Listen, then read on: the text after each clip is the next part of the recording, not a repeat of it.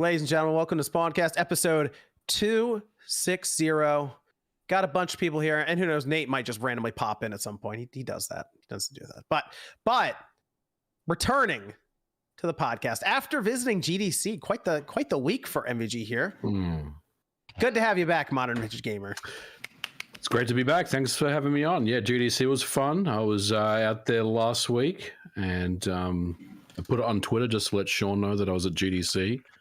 So you still never answered my question, though. I missed it on a percentage of 0%, so no people, to 100%, everyone there. Yeah. How many people had hair like Cyberpunk 2077 NPCs? I don't even know how to respond to that. It's good. Yeah. Good to have MVG back here. How was the trip? It was good. GDC was fun. First time GDC, I guess, the physical in-person one since 2019. So it's been a couple of years. Yeah. Really, really good convention. I will say it wasn't at capacity. So the big boys like Sony were not there. Microsoft wasn't there. Even though you saw like Phil Spencer and Sarah Bond do some GDC stuff, like Microsoft wasn't actually at the show. Like I think all that stuff was probably just at this, it's pre-recorded. Yeah, or pre-recorded. Nintendo had a small presence there. They had a booth and they were taking meetings as well. I think mostly for like PR around Kirby and stuff like that. So the big hardware manufacturers were not there. But other than that, it was pretty good. There was definitely some empty spaces on the floor, and it still needs probably next year before it gets back into full swing. But a lot of people were there. The lines were ridiculous, on day one, trying to get in and stuff like that. But yeah, it was overall it was a really good convention. Highlights for me were John Romero did a classic postmortem on Wolfenstein. That was fun. The guy that did Wordle, Josh Wardle, was actually there. He did a talk as well on why he wrote Wordle for his wife. It was really, really cool. Wait, it's his name? Yeah, his name is Josh Wardle, W-A-R-D. Yeah. And Unity were there in a big way. They had some stuff on PSVR 2, and AMD had FSR 2 and some other sessions as well. So overall, it was good. But I think it needs another year for it to really kind of get back into full swing. Okay. So you prefer it to be back physically, though, not as much a virtual event. Just like we try to explain this to people when it comes to things like E3, but the idea of being able to go there and actually sit down with like developers and managers, all the people that come together to make a game, to make those deals, being in person, significantly better than virtual. It has to be. It has to be in person. I mean, there's so many use cases as to why an in-person event makes so much more sense. An industry event, you've got indies that are looking for publishers, so they're trying to pitch games to publishers, and they've booked meeting times with publishers, so they're kind of demonstrating their games, and it's almost impossible to do that over just kind of virtually, right? Because most publishers are busy with their own stuff, so having that time available, to pitch your game. In-person meetings will always be preferred when it comes to this stuff. Actually being there, showing something to a publisher, or if you're the publisher, being shown something by a developer is always the way to go when it comes to these things. Okay. Very cool. Let's see. We have Miss Click. Hi. Good to have Click here. Got a lot going on in the background now. There's like a whole set there. Is that just like a moving picture? What do you got? What? Oh yeah, in the background. I love that thing. You can play a whole bunch of different pixel art people make. So I've had community members make it, so it's really cool. But yeah, I mean you find lights on sale on like Black Friday and Cyber Monday stuff, so hard not to buy it. Good stuff. We got Evan. Evan's here tonight. Have Evan here. We got Jordan Fringe. Going on, glad to be here. We got OJ, Player Essence. What's good? Shout outs to everybody that came through to the pre-show today. It was freaking packed. A lot of support, so thank you guys. I appreciate it. Spawncast homies are cool. Then we got RGT. Yo. Recent Lambo owner. Yep. I couldn't drive. I don't think I would like a Lambo. Too low to the ground? Yeah, it doesn't seem like something I would like. Sounds very Cliff Blazinski to me. If you're gonna waste money, would you be more likely to get a G-Wagon? Yeah, for sure. Yeah. I can't wait till I can't wait till I crash your Lambo and you kick me off the Spawncast. Yeah, I actually really like G-Wagons, but they hold their value too much for me. Everyone's gonna think you have a Lambo now, Sean. You won't post the picture. You won't post the car. Everybody thinks that you're evil for kicking me off the Spawncast, Johns. It's okay. It's no. What do you mean? You're not even gonna be driving into too many games because you're gonna probably take the train, right? Or you think you're actually, yeah. So like people aren't gonna see it there. No one's gonna snap like the paparazzi. Who goes to a video game convention and is like, look at my car? Like, fuck off. That's no, they would catch you in the parking lot. The paparazzi. Me, man, you know. Look at my Chevy Cruze. They don't follow you around. They don't follow you around at the convention. I mean, if you have a Tesla, that's all. You know. True. My mother just bought one of those. They're not for me. Tesla. I don't trust it. Like I'll fuck with a hybrid. Like if it's still got gas in it, like that's okay. I don't trust. I just don't trust all electric shit. And they're expensive fucking maintenance on them. People say, you know, like, oh, German cars are expensive to maintain. You seen how much it is to fucking maintain a Tesla or some shit like that? It's outer worldly. Okay. Well, we have a bunch of stuff to go over tonight. We got Kirby that released. We'll be talking a bit about that one. GTA Plus, which is absolutely hilarious, so we have to go over that. We got PlayStation buying a studio, which is a little surprising. And then we did have an update on GT7, and it's good because we didn't get MVG's take on it. So you had actually been playing GT7 as well. So we'll come full circle with that one there. I do want to go to Jordan first, though, because it's one of the only people I've seen who's played Tiny Tina. So we might as well take advantage of it, and he can tell us about it for the next few minutes.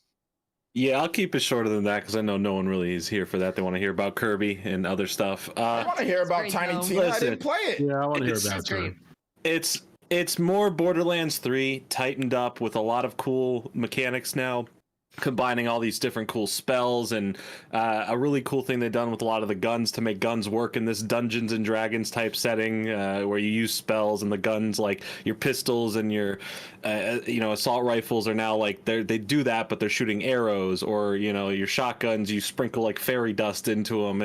There's some cool mechanics in the game. If you like the DLC from the Borderlands 2 game, the Tiny Tina's Assault on Dragon Keep, it's literally a full game of that. It condenses the open worldness of the game you get these big, nice sections to play in, and then you get this almost like a board, kind of like you're playing Dungeons and Dragons, to go between the different areas in. And it's really fun. It's really good. There was I ran into a game-breaking glitch today that no one else online seemed to have. I was able to overcome it. And the easiest way, if you do get into any of these issues where something happens and you cannot progress, go into someone else's game who's at that point and play it with them. And it will also count for you completing that mission. And then you can go back into your game and you'll be on the other side of it. I mean, that may be something a lot of people may know. I was in a weird glitch that could have gone either way with that, because it's just a really weird thing that no one else would have run into. Of course, I would run into it. Game's good. It's more Borderlands. It's just, really stylized and really fun. So there's Borderlands. If you like Borderlands, it's more of it. Is it still only 2-player? No, it's 2-player local, but it's 4 online. Like you can do 4 online. Yeah, I really kind of want to try it because it looks really fun. Plus, you should play. I'll play with you. It's also cross anything. It is cross. Yeah. Oh, okay. You can set it to play with anyone. Could you see? Sorry, my watch started talking to me. You could play with anyone. Oh, so. I actually heard that Sony opened it up too. Good for them. They have cross-play, so like PlayStation, Xbox, PlayStation, all that. So you can just do. Yeah. They're letting people play with their friends. Yep. Very good. Very good. I'll comment on Tunic first. Did anyone else play Tunic? No. I heard so much about it though. Everyone should play Tunic because it's very good. It is isometric Zelda mixed with Dark Souls. I mean, it's a Souls Zelda game basically, and I knew it was going to be a good game, but it is like legitimately a top tier Zelda puzzle style game. And it's difficult, but you do level up your different attributes, strength, defense, all this. And the camera is fixed, so they do things like hide paths and everything.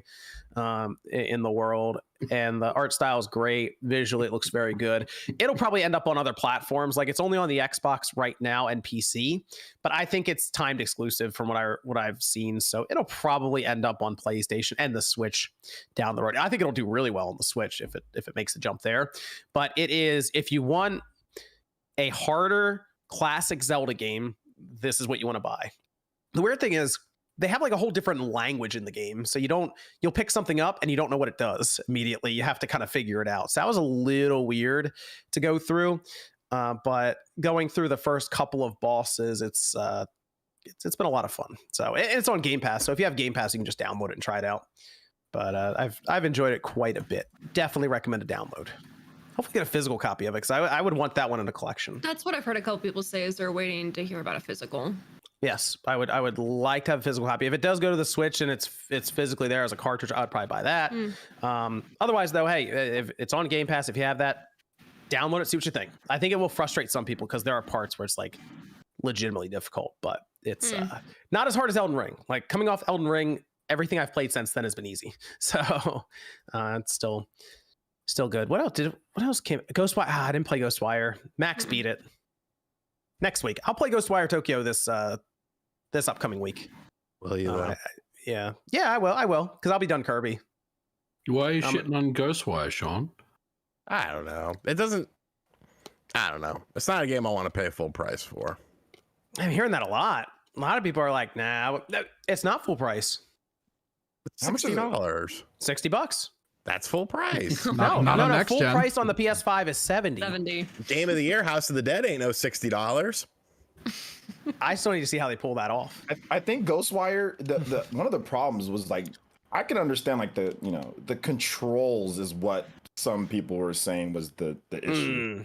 It was like sluggish. That was like the kind of slow, sluggish controls. I can deal with everything else, but when the controls of a game don't feel great, I mean, and this is just an opinion from people, it's not the be all end all, so don't take it as that. Some people might love the controls, but when it's not super smooth, like, I think that's some of the issues that people have had with the game so far. Ghostwire, I've watched it. It looks cool though. Looks dope. Didn't they kind of, like, we didn't hear about it for a short bit, and then when they came back with announcing it, it kind of had a different like combat feel to it? Didn't they, like, change it up a bit? I think it surprised a lot of people when they started really showing the combat. I don't really know what I was even expecting from it, because they didn't show anything for it. It was a lot of, like, narrative cinematic at first. Yeah, I don't know. I'll let them. It at least seems like a unique game. So if anything, and visually it looked really cool. And apparently the like Tokyo is really well done in that game. Kind of what they're showing. So, like, all of that sounds like it'd be cool to explore. So yeah, I'll check it out this week. I've heard the exploration in the game, like, is really cool, but it's like, it's the whole post Elden Ring. There's all sorts of things all over the map, right? So some people don't like that. So, I mean, I don't know, maybe Elden Ring is causing some people to say, well, every game's got to be like that, It's too late. They're all in development, about to come out. So it's just be a rough couple of years. Yeah. But yes, I'll be checking that one out. But Kirby did come out, so we can talk about Kirby. Kirby and the Forgotten Land released. It's got like an 80 something on. I don't know. It's Kirby. Whenever these Kirby games come out, I don't expect like Game of the Year from any of them. Nothing like that. I expect just a fun experience. The problem is Kirby Star Allies was boring. So boring. And all the Kirby fans that I've talked to are like, well, it was fine. No, it's just boring fine. It's just average. There's nothing about Star Allies. Like, if you're playing it with children, it can be moderately fun. I played it with my daughter. It was fun at times. By yourself, though, as a seasoned gamer, or even as a seasoned Kirby fan, because I've been playing them since the beginning. I rented it back at 92. I remember playing Kirby and Game Boy, then the NES later, and then Superstar Saga and all that. So compared to those starting out, Star Allies is just like I was kind of like, yo, this is kind of bad, like. But Kirby Forgotten Land is really fun. It's a lot of fun. Yes, much better. I'm having a great time with this game. I don't know to say I'm surprised, because when they showed that it was going to be fully 3D, I was like, all right, that's what I wanted from Kirby this whole time. They've never done it completely. They've always kind of played around with the idea of it being like 2.5D. Now it's like, no, it's just 3D Kirby. It's still fixed camera though. It's like Mario 3D World. Mm-hmm. Yeah. Kind of like that. It very minimally changes with the other joystick. But. Maybe like the next one, they go like full Mario Odyssey style with it. But I really like how creative the game is. It sounds like the game's pretty short. Sean already beat it. Yeah, I beat it in a day. From what I've gathered, I'm about 3/4 of the way through. So What's the theme of the world you're in? I finished up the carnival level, the carnival one, and then I stopped because I was like, I got a little more to go. I'm 2 hours into the game. Are you not doing any of the side stuff or anything? It takes 30-40 seconds to do the side stuff. But did you do like the Coliseum yet? I love that. I love the Coliseum upgrade that you get for the first thing. I don't think I did the Coliseum one. I've been blasting through like the main ones, and then occasionally I'll stop off and get a couple stars. When you save the Waddle Dees, you got to go back to the village to upgrade the. They'll upgrade the village. There's I've been doing that stuff that happens in there. Yeah, I've been doing those. Coliseum, sir. Okay, yeah, I'll take a look. Mini games like the cafe stuff I was doing. Yeah, was the really cafe fun. stuff is fun. I like the speed rounds that you can do though, like the different, have you use the different abilities on the. That's the treasure road stuff. Yeah, the treasure roads, like that's really fun because it's like you want to try to beat the recommended time and get the extra currency and get the star and stuff. That's a lot of fun. Like I don't think it's been a little bit since the game's come out to where it's like I want to like replay the same level and try to beat my time. And that was something I think I had really wished that Age of Calamity was going to have because there's no rating system in that game compared to the previous Hyrule Warriors. So it's like it's been nice to have like a game that kind of like gives you a rating or like, hey, you missed these like secret objectives to hit in the course, like beat this map without falling into the water or find the golden fish or something, and you have to go back and look for it. That's a lot of fun, but it's been great. And as far as like I do wish it was that buttery smooth 60 like we had been talking about previously, John, the 60 frames. Yeah. The only time I think I'm really noticing the 30 has mainly been like when you're like going into a world and the NPCs are kind of like moving at that low frame rate. It's because the ones in the background have like half animation. The slide shows to save on resources. Yeah. It's funny. But once you actually start the level, it's like I haven't really noticed it too bad, and it's ran smooth. I can't even imagine how much more beautiful it would be if we did have it at the full 60. Apparently. There's an interview where they're talking to developers. They worked really hard to lower the input latency in the game, even though it was going to be 30. They were like, if we get the input latency down, it won't feel like a clogged 30. So who knows? Maybe in the next gen Switch or something, we come back to this game and it's like, all right, now it's 6. It's a patch and all this stuff. And it looks like if it goes to 60, this game would look crazy. Like it'd look really good then. Yeah. Because it's generally like around 1080p most times, and it's very colorful. Like this is a game that if we do get that next iteration of the Switch and it has HDR and it has like 4K upscaling and it has like 60 FPS, this game would be phenomenal looking. Well, it's still crazy to me a little bit though, but just because of how smooth like a game like Splatoon is, and to me I feel like that'd be even more demanding. So I don't know. To me, it's kind of like, why one and not the other? But again, I feel like you can make it work well. Like some people, I guess, are saying in chat, I didn't even realize it was 30. And it's like, you don't really know unless you're either a trained eye to look or someone tells you, and then it becomes blatantly obvious. If they had it in front of you and they're like, all right, this is 30, now this is 60, now we're back to 30, you would know. Like you'd be like, oh wow, yeah. For those in the chat. The menus are like 60. Like when you launch into like a level, it runs in 60 real quick. So that's the weird thing about this. Kirby Star Allies, the thing that really annoyed me about that game is if you paused it or go into any of the menus, it was 60 frames per second. And you go into the game and it's 30. And then you go back for it. It was so weird. They did the same thing here. But yeah, I agree with everything that Click and John said. I think that the input latency to me is the most important thing. Because I've played games that are 60 and don't feel better to play at 60. Like Horizon, for example, Horizon Zero Dawn, like the PS5 patch, it feels a bit sluggish at times, and that's running at a full 60. And this game just feels a bit like it's more responsive, or even like Elden Ring.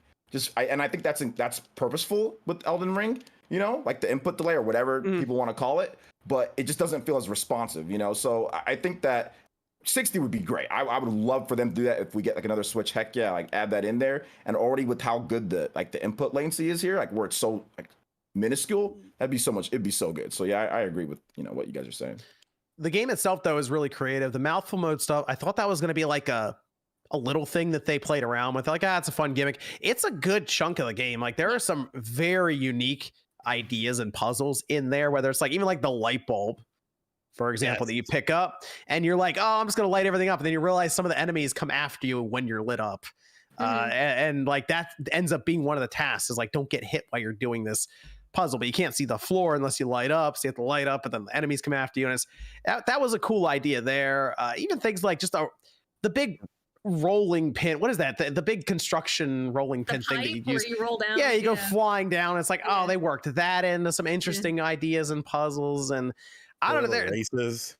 Yeah, like the races you do. Time in order to get like rescue the Waddle Dee, or you get different prizes.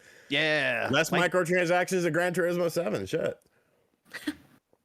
I've had a lot of fun with it, and the pull isn't necessarily even rescuing the Waddle Dees or anything, because I don't really care necessarily the first time I go through the levels. I just want to see what the next thing is they come up with for these, like the mouthful modes, the platforming, the level structure, the themes. Like it genuinely is compelling to go through for that. So good platforming, probably the best Kirby game I've seen. Been a long time. I mean, I think ever. I think this is the best Kirby game.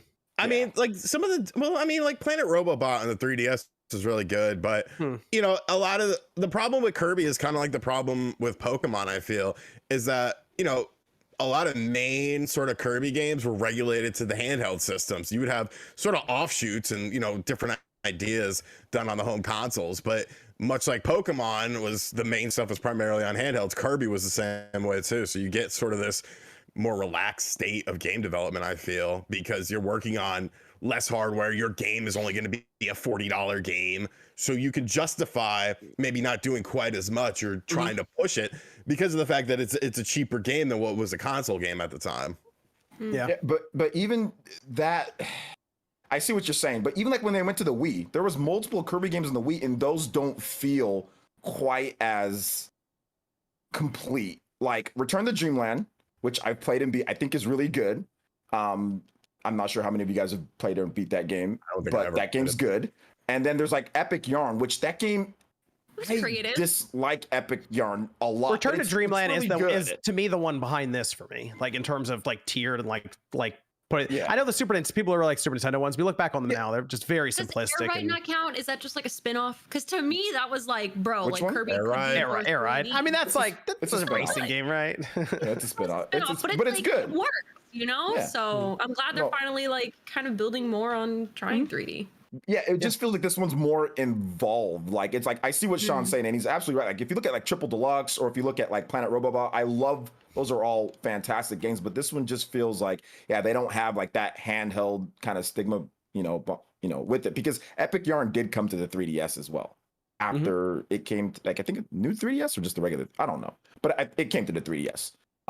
So, and like Return to Dreamland wasn't anything that's like, it was still a 2D game. It was just like, hey, there's multiplayer now. It's like New Super Mario Bros, but like Kirby, So this one just feels a lot better. It feels different. And like I said, as a long time, 30 years Kirby fan, I'm like really happy with this one. So it's a lot of fun. It is. Yeah. The main story, it seems like it's gonna be pretty quick based on what Sean was saying, but it sounds like then going back to get everything is gonna take a while. So it is one of those games that you run through and then you go back and start picking up all the Waddle Dees, finishing out the town, and do the challenges. It'll be fun if you want to 100% it. It'll be really fun to do that. Yep. Oh, I do have to ask MVG something here. All these games we're talking about now, you've been away at GDC, you're coming back now. Which game, just in general, do you think you're picking up first? So I'm still finishing off Elden Ring, and I'm getting close. So I'm probably going to finish that probably over this weekend. So I'm planning on picking up Kirby next. That was always the plan, and then I got Ghostwire coming in on Sunday or Monday. So got that physically. Yeah. So that's kind of what I'm going to check out. But yeah, I'm definitely playing Kirby. Some of the lack of love for Canvas Curse. I like Canvas Curse. The what now? That's the DS, the DS game. That was a fun game. No, it's good. Canvas Curse is good. But like I said, lines and stuff. Hands. My hands are too big for any game where you have to play with like Phantom Hourglass. Sorry, Jordan. Phantom Hourglass, all that type of stuff. Like you can't have man-sized hands and play these little DS games like going like this. That's my problem. Are you insisting that no one else here has man hands? I'm insisting. I'm just saying. Shout out to And Rax Achievement. has smaller hands than me. Thank God. Shout out to Achievement. Said Tunic was a great palate cleanser after Elden Ring. Now Kirby feels too easy. Still possibly the best Kirby game to date, though. Yeah, Kirby is easy. It's not difficult, but again, I don't always necessarily think every game has to be difficult if it can just be fun. And Kirby's just fun, so that's why I'm like, it's still fulfilling in that way. Like, it's not filling in I conquered this boss. It's fulfilling in that was fun. Well, I like the fact that also it's kind of in the middle. I can't even imagine how the breeze mode would be, Jesus. how easy that would be. Because like the wild mode still feels, relatively. I died once. I was impressed. I haven't died yet. I'm like, am I just not gonna die this whole time? I don't know. You might. There's one level that was kind of. It's like a bunch of sub bosses kind of in a row, and you can have like an extra piece of food with you. But I was just like, whatever. I'm a man. I don't need a piece of food. And like I ended up dying there, and I was like, wow, I actually fucking died in a Kirby game. It's been a long time. Is there a death animation and everything? Yeah, there's like a little thing. For it. Okay. All right. Good stuff on Kirby. Good stuff. I think it's a recommend from me. It's a recommend. I think it's a good time, especially if you have someone you can play with. The co-op is there. It's nothing too complete or anything, but if you have like maybe a younger kid or someone who wants to play, you can let it be Waddle Dee and just small child up run around. Hey, come play Kirby with me. Evan, we got a Discord question over there. In honor of Kirby, what are some games you love which are very easy? Dark Souls, Elden Ring, Bloodborne. Right. Games I love that are very easy. I mean, any game can be very easy if you just turn it on very easy. Hi, Max. Hello. Dreamcast guy, very easy.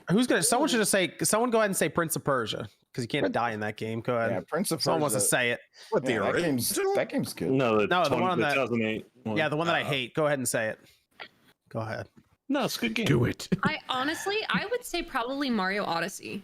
Like outside of the hunting aspect, Mario Odyssey was another one of those games where it was kind of, you just wanted to like discover the new mechanics. But I feel like at no time was I necessarily struggling to move from one area to the next, like having to redo levels and stuff. So it was fun, and it was, creative, and music and everything was so beautiful. But overall, I don't think it was too much of a challenge. Yeah, that makes sense. Yeah, Mario Odyssey, it's only challenging at the end if you want to just keep doing stuff, and then the challenges progress further. But like to beat the game, it's. I think that's the way to do it though. Like, make it to where you can beat it, but then if you really want to like get into the harder levels and stuff, make those like the extra stuff. Yep. I was going to say that Resident Evil 3 remake they released a couple of years ago. That was very easy. Yeah, the one that's only like 3 hours long. Or something. That's pretty quick. Yeah. I was thinking on playing that. If you want to get into Resident Evil, that's where you want to start. It's pretty easy to get through. It's so fast. I was like peeing my pants. I don't like this that guy. Three is almost an interactive movie. It's that short. Yeah. That's kind of cool. And the dodge roll or like the just makes it to where you can glitch through. Bosses can like swing at you. You just duck right through them. Max, how are we doing tonight? Good. I platinumed Elden Ring. I just want to say that because I'm so damn happy. It was fun. You got to beat the game like 3 times, don't you? Yes. Yeah. Well, you can save scum it. You just have to do 3 separate things for the 3 endings. So some people just, upload their save files to the cloud. But I did 3 full playthroughs. Okay. So 3 playthroughs. Sleep. I don't. You can do New Game Plus though over and over, right? Yes, you can. And honestly, New Game Plus is so easy. The bosses get a little bit more health, but once you're like level 150, you like one-shot all the bosses. Yeah. I beat the entire game yesterday in 3 hours just for fun. All right. Good to have Max here. We talked about a bunch of games, but we still have all the fun stuff to go over. So we're getting into that. Evan, you want to hit us with a Discord question there? What is your favorite made-up video game language, such as Simlish or Animalese? Oh, what's the one from Final Fantasy X? I hate them all. What about the Banjo? What about Banjo? Yeah, I really like that one. Where's Nate? Banjo, yeah. That's a good question. I liked Albed, the language in 5s10 because it would become uncovered as you found them, so you'd go back through the game to see what everyone was saying about you the whole time. You know, for me, it's got to be. Someone said Splatoon, which is great because it's like they actually show the back behind the scenes of how they even film it, and it's like got music and everything in this different language, which is genius. But I also have to say, like, I really like how they gave Fi and Midna kind of their own. Like, I always kind of wish, like, if they ever did. When they finally had announced like voice acting for Zelda, part of me wished they weren't speaking in like a localized language, that they were all speaking like Hylian, and then everything still had text. So you heard their voices, but you still couldn't understand them. So I'll take the localized voice acting, but part of me was like, man, if Midna or Fi or any like precursor to what Zelda characters could do, I wish they all spoke a language we didn't understand. I think I'm going with Albed too. That was a good one. It always reminded me of the Vulcan language or the Klingon language, where it just sounds so angry. Even when they're happy, they're just like, yeah, they're always mad. Yeah. So like German. Yes. You got another one there, Evan? I'll go through some of the super chats too. This is a kind of a trolley one. What was your favorite part of Glover? Favorite part of Glover? Glover, not much. I mean, the controls weren't very good. Glover recently, like on the N64. It's making a comeback, but the company behind it, people aren't too fond of them because they've been crushing game preservation pretty hard. If I understand this correctly, are you talking about Pico Interactive? Yes. Okay, just for the record, I just want to know who it was. Who made Glover a meme though? I feel like a YouTuber or something made this a meme. I honestly think between Roger or HMK, they always bring up Glover, and Glover became like a thing. Doesn't Ant Dude bring up Glover? Ant Dude. FVG, you know the backstory to Pico there? Why people are so annoyed at them? I know why. I actually don't. Like, I'm a little out of the loop on that one. I'm sure. Okay, Sean, can you explain it to us in a minute or two? Let's hear it. I mean, basically, they look for defunct IPs and then buy them and then do a little something to them and then re-release them. But they go after like the original ROMs and stuff like that. Like, I've talked to the guy before. I actually have Pico products. I've talked about Pico products before on the channel. It's a very catch-22 to me because obviously money is being spent to bring this, to get these IPs and things of that nature. Right. How much money is being spent? You know, are you really helping? Are you really hurting? You know, I don't give a fuck what people think either way about them. If they release something cool, I will check it out. If they don't release anything cool, whatever. Okay, fair enough. This is from Liam, who asks, is Samus Hunter a reliable leaker? Who is it? Too bad Nate isn't here. Nate would Nate is Samus Hunter. Nate is Samus Hunter. There you go. All right. I get a lot of DMs of people asking me if I'm Samus Hunter, and I'm like, bro, it's obvious. No, definitely not. Can you prove that you're not? Can you prove that you're not Samus Hunter? Such mean things. Like, I can't even imagine what their DMs look like. I mean, granted, they're quote unquote a leaker, so maybe you sign up for that a little bit. But man, they send some nasty things my way, and I'm like, bro, yeah, I don't like knowing things ahead of time. Please don't assume it's me. Yeah, well, also, I mean, look, Samus Hunter tweets like a leak out every day. Like, real leakers are not posting stuff every day. Just keep that. A lot of leaks. You get to around and fix the faucet. Yeah, already. exactly right. It's like, he does every single Nintendo game in existence. B Martin asks, question for RGT: are you going to do any more Who TF episodes? Yes, I just arranged one before the show. Oh, okay, cool. All right, interesting. We'll have to keep an eye on that. It's Samus Hunter. Calix says, that'd be good. Dude, so you can see her chest hair. Yeah, Calix says from a brother on the West Coast to another brother on the East Coast. Jeffrey says, what's the best way to play my fat PS2 on my 4K TV with only HDMI ports? What should I buy? Thanks. Get one of these babies. Retro Tink. I need to get one of those still. Retro Tink 5X Pro. 5X. Nope. Glenn says, new Kirby reminds me of SNES Superstar that led to many Smash mechanics on the N64. Could Sakurai adapt Forgotten Lands Kirby moveset, make 3D Smash? Oh, 3D Smash. I don't think a 3D Smash will work, to be honest. That would be weird. Is that like Power Stone Smash? Yeah, so that's say Power Stone style.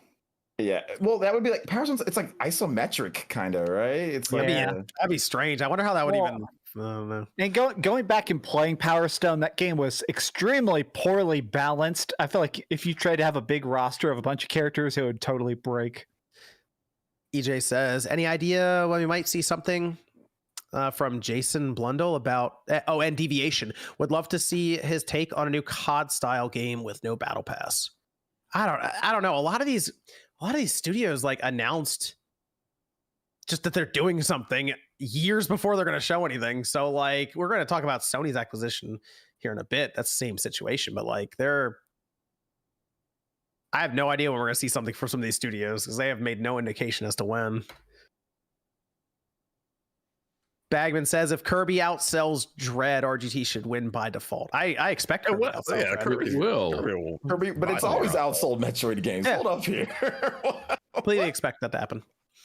Completely. Yeah, they changed outside of Target those red big balls that they have in front of Target. Big balls. They're large. They're now Kirby. So Lewis says I got the new 16-inch MacBook M1 for $1,400 recently. Wondering if I should keep it or sell it for a gaming laptop. Recommendation, please. That's actually pretty good. Yeah, pretty good price on that. That's $1,200 off from what it is. Yeah. How did you get it for that price? Because I'm trying to get one. Sell it for a gaming laptop. I mean, honestly, if that's the case, you could sell it for a gaming laptop. You get a really nice. I'll buy it laptop from you for $1,400. There you go. I would sell it then if you're not interested in that MacBook for like video editing stuff. And I mean, you get a really good gaming laptop even for $1,400. You get a decent one. Cristobal says alternate names for Forgotten Land: Kirby's got a gun, and RGT's throat goat. Goat. Zuck says the Spawncast had to predict the next digital store to close. Which of the big three would it be? Is it even possible anymore in an all digital future? That'd be Sony. Sony's shutting down that PS3 store is on the way out. Get ready. Fish fan says thanks for a great show, Spawn Crew. RGT, any good family made eats this week? Also, how's Gma doing? We had a big thing at my house Monday because my mom came into town. There was 20 plus Italians and Puerto Ricans in my house. Fucking, I have this goddamn arcade downstairs. Do you know what my cousin's kids were doing the whole time? No. Running on the treadmill. Running on the treadmill to see who could go the fastest. And they did it for like an hour. And I was like, what is happening? That sounds right. That's right. That sounds more fun. It's like if they're in his arcade, hey, don't touch my arcade, but they're on the treadmill. Why aren't you touching my arcade? I mean, you can at least hang out down there. Supervise. Look, don't touch. Right. Dark Type says hiya.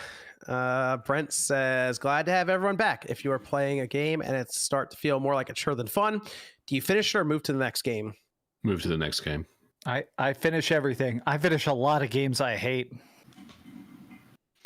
Yeah, I'm pretty stubborn too. I will hate play a game until it's done. Yeah. No, I hate those credits. Right? I feel like I watch more games before I play them, and if it really just looks boring, like I don't start it. So it's like I mean, a game has to like every it game has to be like unplayable for me to where it's like crashing. I mean, I went through 8 or 9 crashes of Cyberpunk when it first released on the PS5 to finish it. So you beat Far Cry 6. I beat Far Cry 6. There you go. I was mad for the last 4 hours of that game the whole way. I do this thing where the ending. If I'm playing a game, if the game sucks, I'll Google how long does it take or how many chapters, and I'll see if I'm like how far in. So I'm like, all right, I'm in chapter 7. There's 9 chapters. Yeah, I'll finish it. MVG, you beat Far Cry 6. Yep. I did. So there we go. All right. Yeah, I've got a I guess guilty pleasure thing about Ubisoft games, like Assassin's you beat Creed Assassin's Creed Valhalla. I was gonna say, how was Valhalla for you? I mean, I thought it was fine. Like it took like 70 hours just to beat the game. Such a meager amount of hours. Jordan, what's the time? The story was kind of cool. Jordan knows where I'm coming from. He knows. That 130 hours of nothing was so much fun. Damn, y'all like getting stuff done, huh? Yeah, actually. Wait, what? Shame says GDC is all about the networking and after parties. It can't be online only. True. Mm-hmm. All right, let's talk about GTA Plus. Oh God, this is my favorite story of the week. It's so stupid. I did a video on this. It's so stupid. It might partially be my fault. All right. The whole thing of GTA Plus. Because earlier this week, well, it was like Monday or Tuesday, I was sitting around, I was waiting for Kirby, to come out and everything. I'm like, do I want to start something else or just wait? I looked over and realized that I had GTA 5 and the update came out for it and stuff. And it was like $10 for the story mode. And I was like, I'll grab that. And I was like, what could go wrong? And I started downloading GTA 5 and now here we are with GTA Plus. So are you giving these guys 48 money, hours? John? What are you giving them money for? That's my well. The GTA Online is free, so no, you just but you gave him $10. Yeah. I got a video out of it though. I made a video about how the update sucked. So at least I got some gameplay footage. Now I'm gonna be using that gameplay footage probably at Newswave on Monday. But can you even tell? I got the upgrade, and I feel like the ray tracing is not even noticeable. Like the better frame rate, yeah, but this is the weird. It's just the performance stuff that they did. Like it looks better visually for like character models and like the environments, but it's nothing groundbreaking. I will say though, if you've never played GTA 5, the story's really good, and it's $10, so it's like I get why people would be buying it. It's crazy. I thought that I ran a poll and there were still like 30% of people who were like, I've never played it before. Look, I'm gonna be real with you. Every time I see a poll, YouTube, Twitter, Facebook, I always vote the opposite of what my answer is because I'm 5 years old and I feel like there's probably a lot of people that are. But here's the crazy thing though, right? I'm playing GTA 5 and I stopped for it. I'm like, this is still one of the best games out right now. And it came out in 2013. It's still better than most games people are about to name that have come out in the last I don't 8 know years. About that. I'm going to disagree. Is it? Dude, it is. It's still driving good. I don't care about the aiming, the shooting, the deathmatch stuff sucks, but the driving is still top notch. Open world games. I'm trying to think. I'm like, what other open world games are as good as this? Well, there also hasn't been. I mean, because really, you can't. We're at a point where, like, when you say open world games, it used to be an all-encompassing thing, but now there's so many different types of open world games. The GTA is a very distinct type of open world game where you used to have Saints Row, True Crime, The Getaway, games that were trying to be like GTA. But now it's kind of like GTA is on its own little island because, I mean, that new Saints Row looks like fucking dog shit. Oh my God, I forgot that exists. Yeah. And there's like really nothing else quite like it. So there hasn't been a game that came along that was similar in structure that did it better. Like Watch Dogs didn't. The size, because I put like 30 hours or 40 hours or whatever the heck into Ghostwire. Ghostwire I would consider an open world game. It has the best lived in world. There's just like, it has so much environmental storytelling, it blows GTA out of the water, but GTA is just massive. There's just miles in every direction. It's nuts. The world's just too detailed. I just, even now, like I look at Witcher 3, it's more detailed than Witcher 3. GTA, like the city itself, the environment, everything. It's just crazy. GTA 5 was great in 2013 when it came out. It's still really good. I'm telling you, fire it up, start playing it. You'll be like, all right, this is still really good. I stole it. Aged well, that's one thing. But I think in regards to like how many people have actually played it, a lot of people's first exposure to GTA 5 has actually been the online and specifically the role playing. A lot of people haven't played the actual main campaign; they've just played the online, and that's why it's still so popular. A lot of the portion of the fan base is because there's a huge following for the online, specifically role playing servers. But I mean, again, that does come down to how open and involved it is, and a lot of people do like the driving mechanics, but everything you can do with interactions with each other. Like, I haven't even played GTA 5, but all of my exposure has come from that role playing side.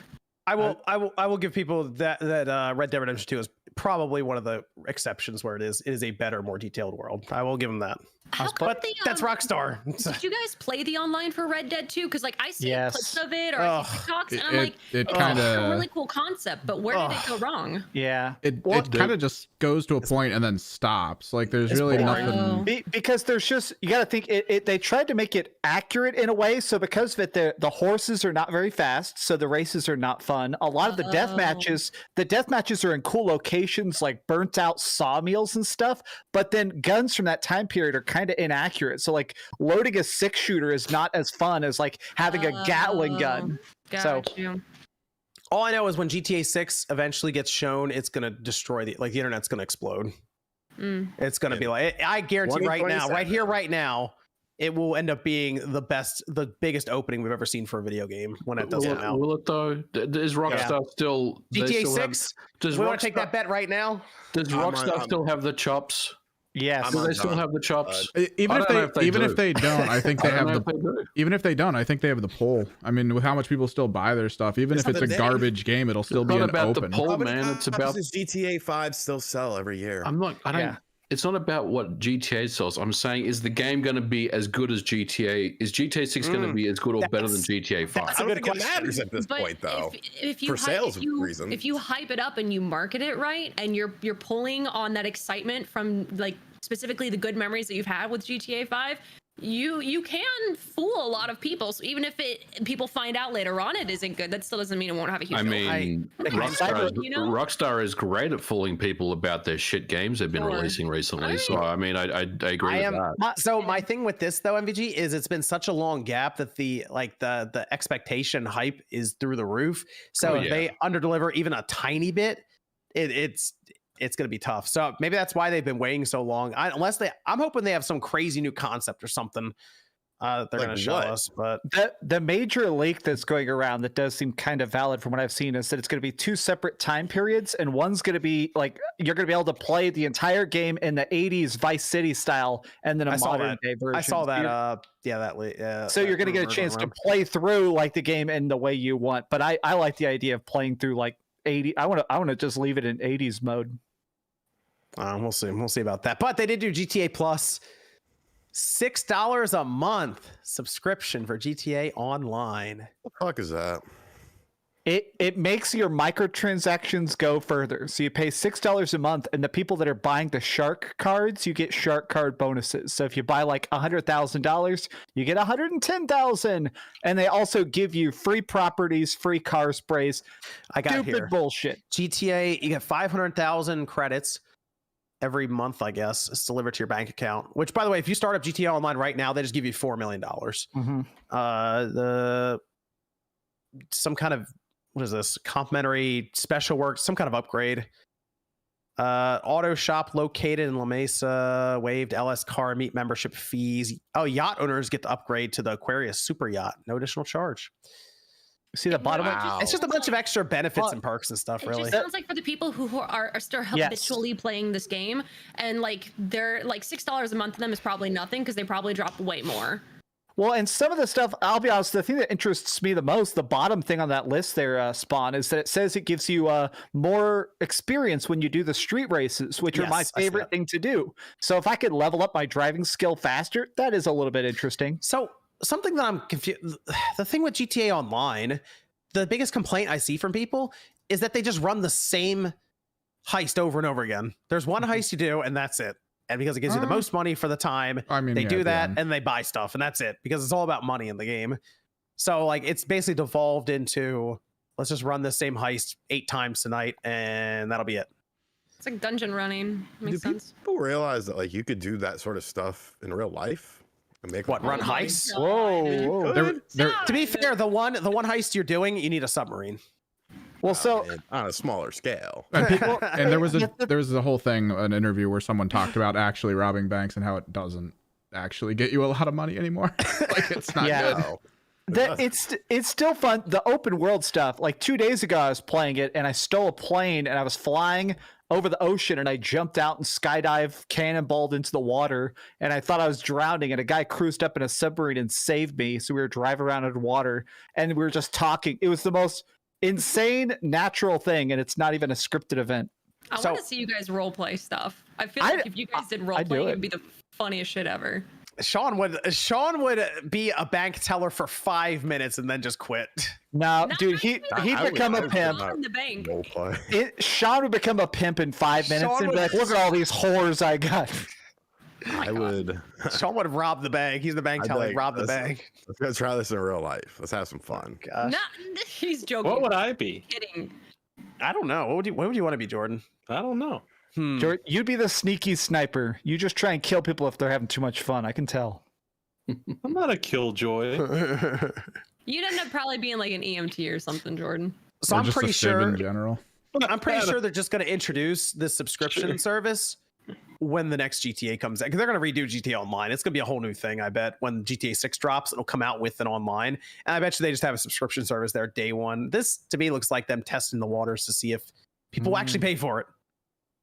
So I would not be shocked if this is something that people just get used to, and then hey, GTA 6 shows up, GTA Online 2 or something, and then here's a $6 a month subscription that goes with it. Can they make a new game? Can they do something like I think that's what everyone wants, because it took them forever to make Red Dead Redemption 2, which when you play it, you're like, I mean, I see why it took so long, but like, I don't care.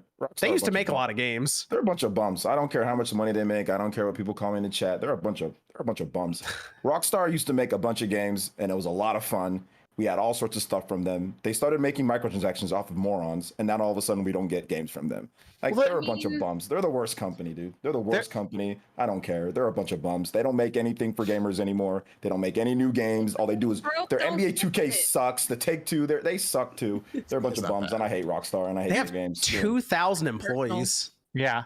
Well, see, They don't make anything. Where's the new games from them? Like, where's back in the day, they make nothing.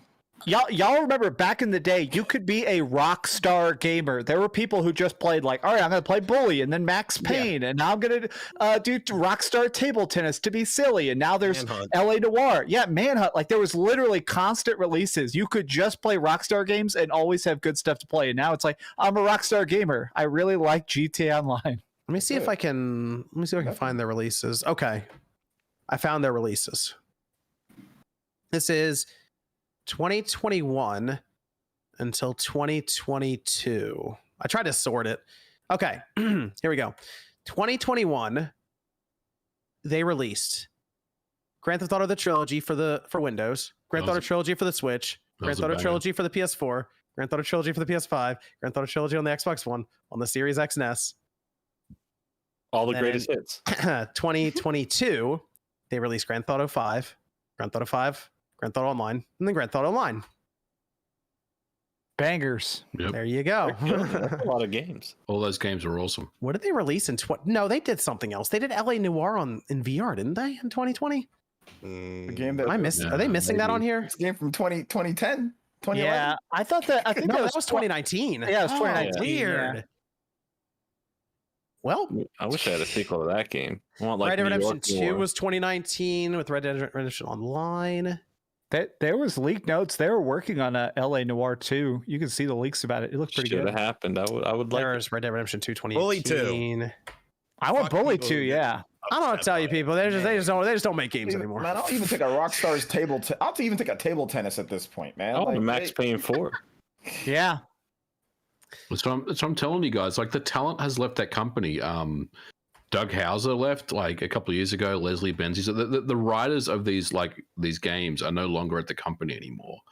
So I think that GTA 6 is not a lock to be. I mean, sure, it's going to sell tens and hundreds of millions of units, but I don't think it's a lock for it to be a better game than GTA 5. I have to assume they're putting like a stupid amount of money into GTA 6. It has to be like billions of dollars they're investing in this thing. It has to be. It has to. I guess the question is, can they pay to win? You know, can they just buy all the talent?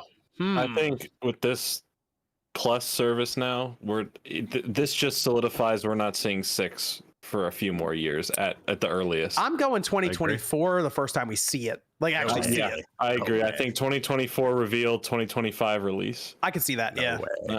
Yeah. Next year, guys. Next year is the 10-year anniversary. Well, they have in 2024, according to their like financial stuff, they're expecting a spike in revenue, massive spike. So I assume that's their current window for pre-orders. Yeah, is what they're looking at. So that is my earliest estimation that we see it. Maybe we get concept art drop on the 10-year anniversary, like Jordan saying, or they show us a logo or something. Maybe the Omega teaser, like literally just a piece of a city, and then that's it. Yes. Well, remember what they did? Red Dead 2, remember they tweeted out all red, and then it had little silhouettes. Over the course of a week, they slowly made like 4 or 5 pictures of like cowboys walking towards the camera. It is legitimately, though, Grand Theft Auto 5, when you get to that in their release schedule, everything just stops. Before then, it was a new big game every single year from them. So too much money. But I mean, like they've had Red Dead come out since 5, right? Which I feel like was a pretty substantially big game, and a lot of people love that game. Yep. But like in regards to, I feel like I'm not as upset about there not being a new GTA versus like there not being a new Mario Kart, because Mario Kart will probably be like 10 years old by the time we get another one. That's And true. We've had DLC courses. What are those people at Nintendo doing? What's going on? Yeah. Here? But I just want Making money. something else. I don't care Who do about. I gotta a new send GTA. messages to? I don't care about a new GTA. Just give Send us an email. something outside of GTA. Oh, you mean anything? I thought you meant just, like, anything next- from them? I don't care about okay. GTA. Anything. We need Midnight Club. Yeah, there's no Midnight Club. There's no Manhunt. There's no We get Rockstar's Table we get Tennis. Rockstar There's San no Diego on the Max phone. Payne. There's no anything from them. That's my issue, is that they've done nothing but GTA. Not that they have to make, like, listen, I get it. Okay, Games Rockstar are San Diego expensive. made Red Dead Redemption 2. I shouldn't yell at them. Yeah, they made Red Dead Redemption 2, and that was what, 2018 for that game? 18. Yeah, Yeah, 2018. so that's 4 years ago now. You know? Coming up so- on the release for new Midnight Club is what you're saying. All right, all right. Just give us something outside of just I like it. You have it in Midnight Club. It's inside of GTA Microtransactions Online. and GTA. If, Oh. GTA Online and GTA Plus, and this is stupid. if their next announcement is only GTA 6, it's probably safe to say that expectations are going to be through the roof for this game. Well, even some of the hiring were like trending hashtags when they like 2 years ago they posted a job listing where like, we need car experts, and there were like 13-minute YouTube videos like, what does a car expert mean? Can we get a remaster of the Warriors? That'd be cool. Oh Yeah. my god. No, board. play the back compat version on PlayStation 4. It's great. Yeah. Dude, that is my favorite Rockstar game, and it's a licensed game. That's the craziest thing Yeah. about it. The Warriors is phenomenal. And you're like, what? Give me some of that, you know? Like, can we They get used to like a care. beat 'em up, like a cool beat 'em up from something? They did a licensed game for Warriors. Why can't they take a different movie license and make something? Maybe what MVG is saying, they don't have the people to make that anymore, but man, that would be nice. Warriors, for those who haven't played it, play it backwards compatible. Listen to Max. That is my favorite Rockstar game. Is the Watch the Warriors. movie first, though. Yeah, that's true. Watch the movie first, Yeah. and then play the game. It's so good. I saw a tweet that said, inside the Grand Theft Auto games, there's these evil corporations that you're supposed to hate, and in real life, Rockstar has become the corporation that you're supposed to hate. Isn't that the same with CD Projekt Red? Yeah, exactly right. Look at these evil corpos. We are now the evil corpos. Well, no, everyone likes CD Projekt Red again because they're doing a new Witcher. Yeah. Everyone's how like, far- oh, new I mean- Witcher. How people's reacting to that, and I'm like, we're just gonna completely forget that. 100%. That's Huh? that's all Cyberpunk, it what's took. that? That's Hold all on. it took. They updated a little bit. The Hey. game runs better. Hey, it's Unreal And then, Engine 5 like, and everything. All right. the whole team was like, okay, if we just say we're doing a new Witcher game, no Right. one's going to talk Hey. about Cyberpunk anymore. So Whatever, let's do man. that. And so Whatever. it worked because everyone's like, oh, Witcher, I like those. So It's the thing I like. Everybody clap like seals. Evan, we got a Discord question over there. What's your favorite GTA clone games? Like True Crime or Watch Dogs? True Crime is awesome. They need to do another Sleeping one of Dogs. those. Sleeping Dogs. Sleeping Dogs Dogs. was okay. I kind of want to replay that again, actually. It's been a while since I played it. I played it real late. Sleeping Dogs is great. I do think it's one of those games that once I reached the end, though, I didn't do a lot of the side content other than the fight clubs. I really did like True Crime. True Crime still holds up, by the way. Like, you can still play that on an Xbox, and I played through HDMI. It still looked all right. It's still an original Xbox game, so it's not like the best visuals, but it worked. Controls were a little weird. I'm surprised no one says Saints Row 2 is really good. 2 is good, yeah. I like Saints Row 2 a lot. I think probably True Crime for me. It's probably Simpsons that or Hit and Sleeping Run. Dogs. Simpsons, yeah, I guess that counts. Simpsons Hit and Run. How does it not count? It's a I'll count GTA game with I'll Simpsons. count it. I'll count it. Fucking I'll count it. amazing. I'll count it. You got another one, Evan? What is the deal with studios taking on jobs they lack experience in? He's pointing out that Square Enix is used to focus on single player. Now they're doing all the games of service, and the guys making Fable are Fable is being made by a racing game studio. Money. Well, money is first of all. Like I assume if like Platinum can pitch to Square, they can make something, and then Square's like, all right, now it's live service, and they go along with it. That it's money related, contract related. But with Playground, I kind of think Playground wanted to try something new, and Microsoft was like, well, you make a really good racing open world. So why not? Let's see what happens. I mean, I think there's more to it than that, though, because I think all it takes is a couple of key people to leave the company, like that were experts in those fields, and all of a sudden you're left with this vacuum where you don't really have any kind of direction on how to make those styles of games. I think it definitely goes beyond that, you know. So I mean, look, developers can pretty much put their minds to it and make anything, but if you don't have the experience and the skill to make, you know, a Fable game, or if you're not really familiar with Fable, you know, you're gonna struggle. So you definitely need that direction from someone that is very familiar with that game. Yeah, but I mean, look at Naughty Dog. They started off with Crash Bandicoot. Now they're making Last of Us. So true. You never know. They can. I guess they can evolve. I am very curious to see what Playground comes up with for Fable, though. That would be interesting. Can it be worse than Fable 3? I don't think so. I guess it could be. It could be broken. Really could be. It could be broken for all we know.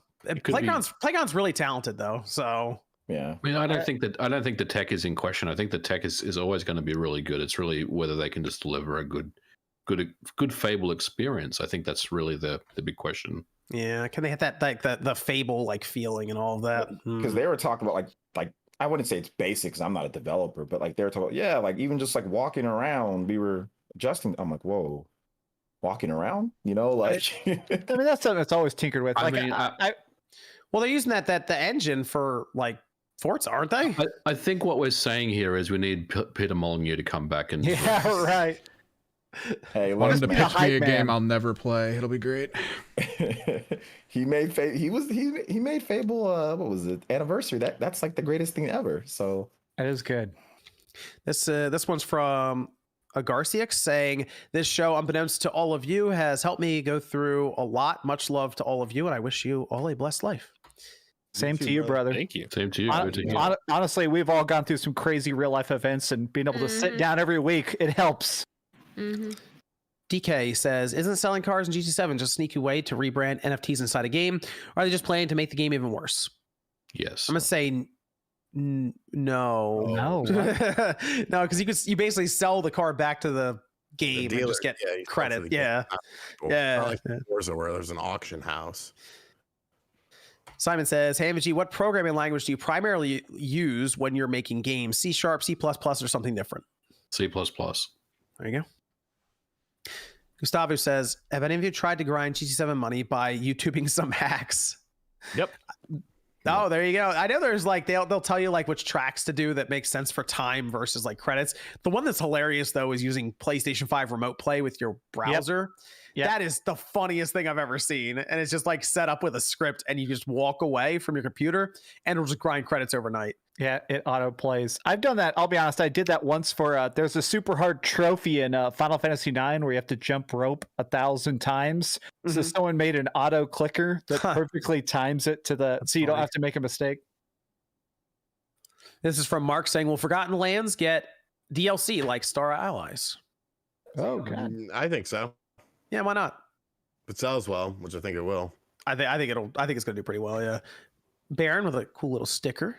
Maniac says, "You missed my super chat last week, but I was curious about what kind of camera does everyone use for their live streams?"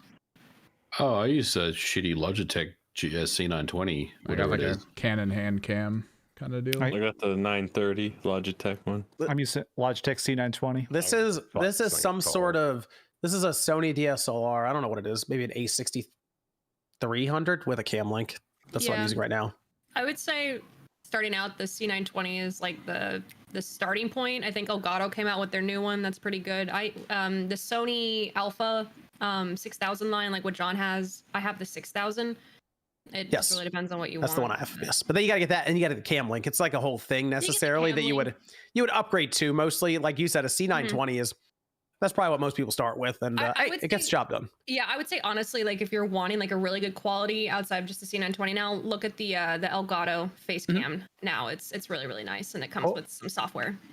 Additionally, there is a way now where if you're trying to make YouTube videos, there's a way where there's apps you can install on your phone that'll let you use your phone as a really good webcam. I got my first 100,000 subscribers on YouTube filming with my cell phone. So like, was that mainly iOS though? Or did you use an Android? I used it iOS, yes, but I know for a fact because my friend does the same thing on Android, so I know it exists on both. Then console gamer asks N64 or Wii U. Really? N64. Tough If I- question. If I was left alone, if I was bored in a room, Controversial. if I was bored in a room and there was a Wii U, I wouldn't play it. Oh man. I'm just saying, I liked my Wii U. I still use it as like the virtual console holder, but also it's a freaking TV remote. So My Wii U is propping open a door, and I'm never gonna move. Which system has Bayonetta? I picked the system with Bayonetta 1 and It also has Bayonetta 2. Nintendo Land. Star Fox 64. Which game has Bayonetta Mischief 1. Metroid Wii U got Prime Star Fox Trilogy? 64 as well. So No, not native. Not native. Yeah, It does. a washed out version that has Yeah. It 20 still frames of works, input baby. lag. I The mean, 64 version's washed out. I like this. MVG's turning on the 64. I like it. No, I'm saying the 64 over the Wii U. Oh, That's okay. 64. Oh, Big yeah, time. way. Come Nope. on. Which Hey, system has interesting. Bayonetta? Metroid Prime Trilogy as well. All the Zelda. Nintendo Land. Trilogy. Ooh. Nintendo Land. Yeah, Mario Chase, Nintendo. Are you kidding me? Ooh, that's a goated. good one. That's a good one. Metroid Prime Trilogy. Oh, and Xenoblade Chronicles X. Yep, Devil's yep. Third. Devil's Ah. Third. Mm, Bite Yep, Bite Devil's 64, Body Yeah, Harvest, I stand by what I said. Wave Race 64, Turok, Yeah. that Korok, 64 does rest- have Chameleon Twist 1 and 2, so that the works. wrestling games, Super Mario 64, Ocarina of Time, Majora's Mask. It's not even The close. Wii U too. GoldenEye. But the Not Wii, but make- hold on, the Wii U has Breath of the Wii U has Breath of the Wild though. True. That's fine. It has What? Mario Kart 8. Ocarina's Yeah. better. Oh, But that's not oh, fair. that hurt some people Stuff. just now. I know that. Why? Hold on, 3D Breath Link to of the the Past Wild- is better. Breath of the Wild to me, it's a Zelda game, but it's so different than everything else. It's hard to compare it 1-to-1 with other Zelda games, I feel. No, you got, Ocarina? You got- just did though. You said it's better. You said Ocarina of Time was better. So you just if I compared had to play, if I was going to play, I still lean towards the traditional Zelda styles. I like those a little bit better. I mean, that's the one fucking complaint that everyone had about Breath of the Wild is that it completely abandoned some of the staple things that Oh my god! But every they were other Zelda game complaining- was known They for. were complaining they were bored of those mechanics. They're like, we don't need dungeons. We don't need one item to fix the boss levels. And they're like, okay, we're gonna get rid of that. And now they're like, oh, we want it. So Nintendo's like, you all can right, only we listen to gave you- certain people anyway. Well, Yeah, just what- listen to me. I want traditional dungeons. Bring them back. You know, Nintendo, Listen what to me. Nintendo actually said is, okay, we'll make the world open, but your weapons are gonna break. Yeah. I mean, Breath of the Wild's still a fucking amazing game. It's one of the best games on the Switch, one of the best games of the past decade. But I just feel like Ocarina of Time is a better Zelda game. Well, You I can know. make best games on the Wii U. We're talking about Wii U. Shut here. the hell Best up. games on the Wait, Wii U. okay, so I'm Let me- confused. Okay, on the Wii U then. Same But I'm difference. confused on the context because technically the Wii U has Ocarina of Time. But it doesn't. But It that wasn't feels made- like cheating. It is I- cheating. Well, like, my thing is, we're talking about the Wii U library, the games that are Oh, available we're talking on there. about native, like on Yes, anything else. Yes. Because No, I it's love the more. Vita. I love the PlayStation Vita, but all I play on it is PlayStation 1 games. So that's cheating. Is it though? Shout out to Dwan Yeah, Davis, is it though? becoming a member. Shout out to Dwan Davis. Then Pyro becoming a member as well, playing Tiny Tina on my LG C1 at 120 FPS. My FOV is 110. What FOV do you guys prefer in FPS games? Evan, what FOV do you got? It always depends on the game, just whether or not it's going to pull in from the sides and top. So we or can't really just control sides. it on console. Yeah, I mean anywhere between.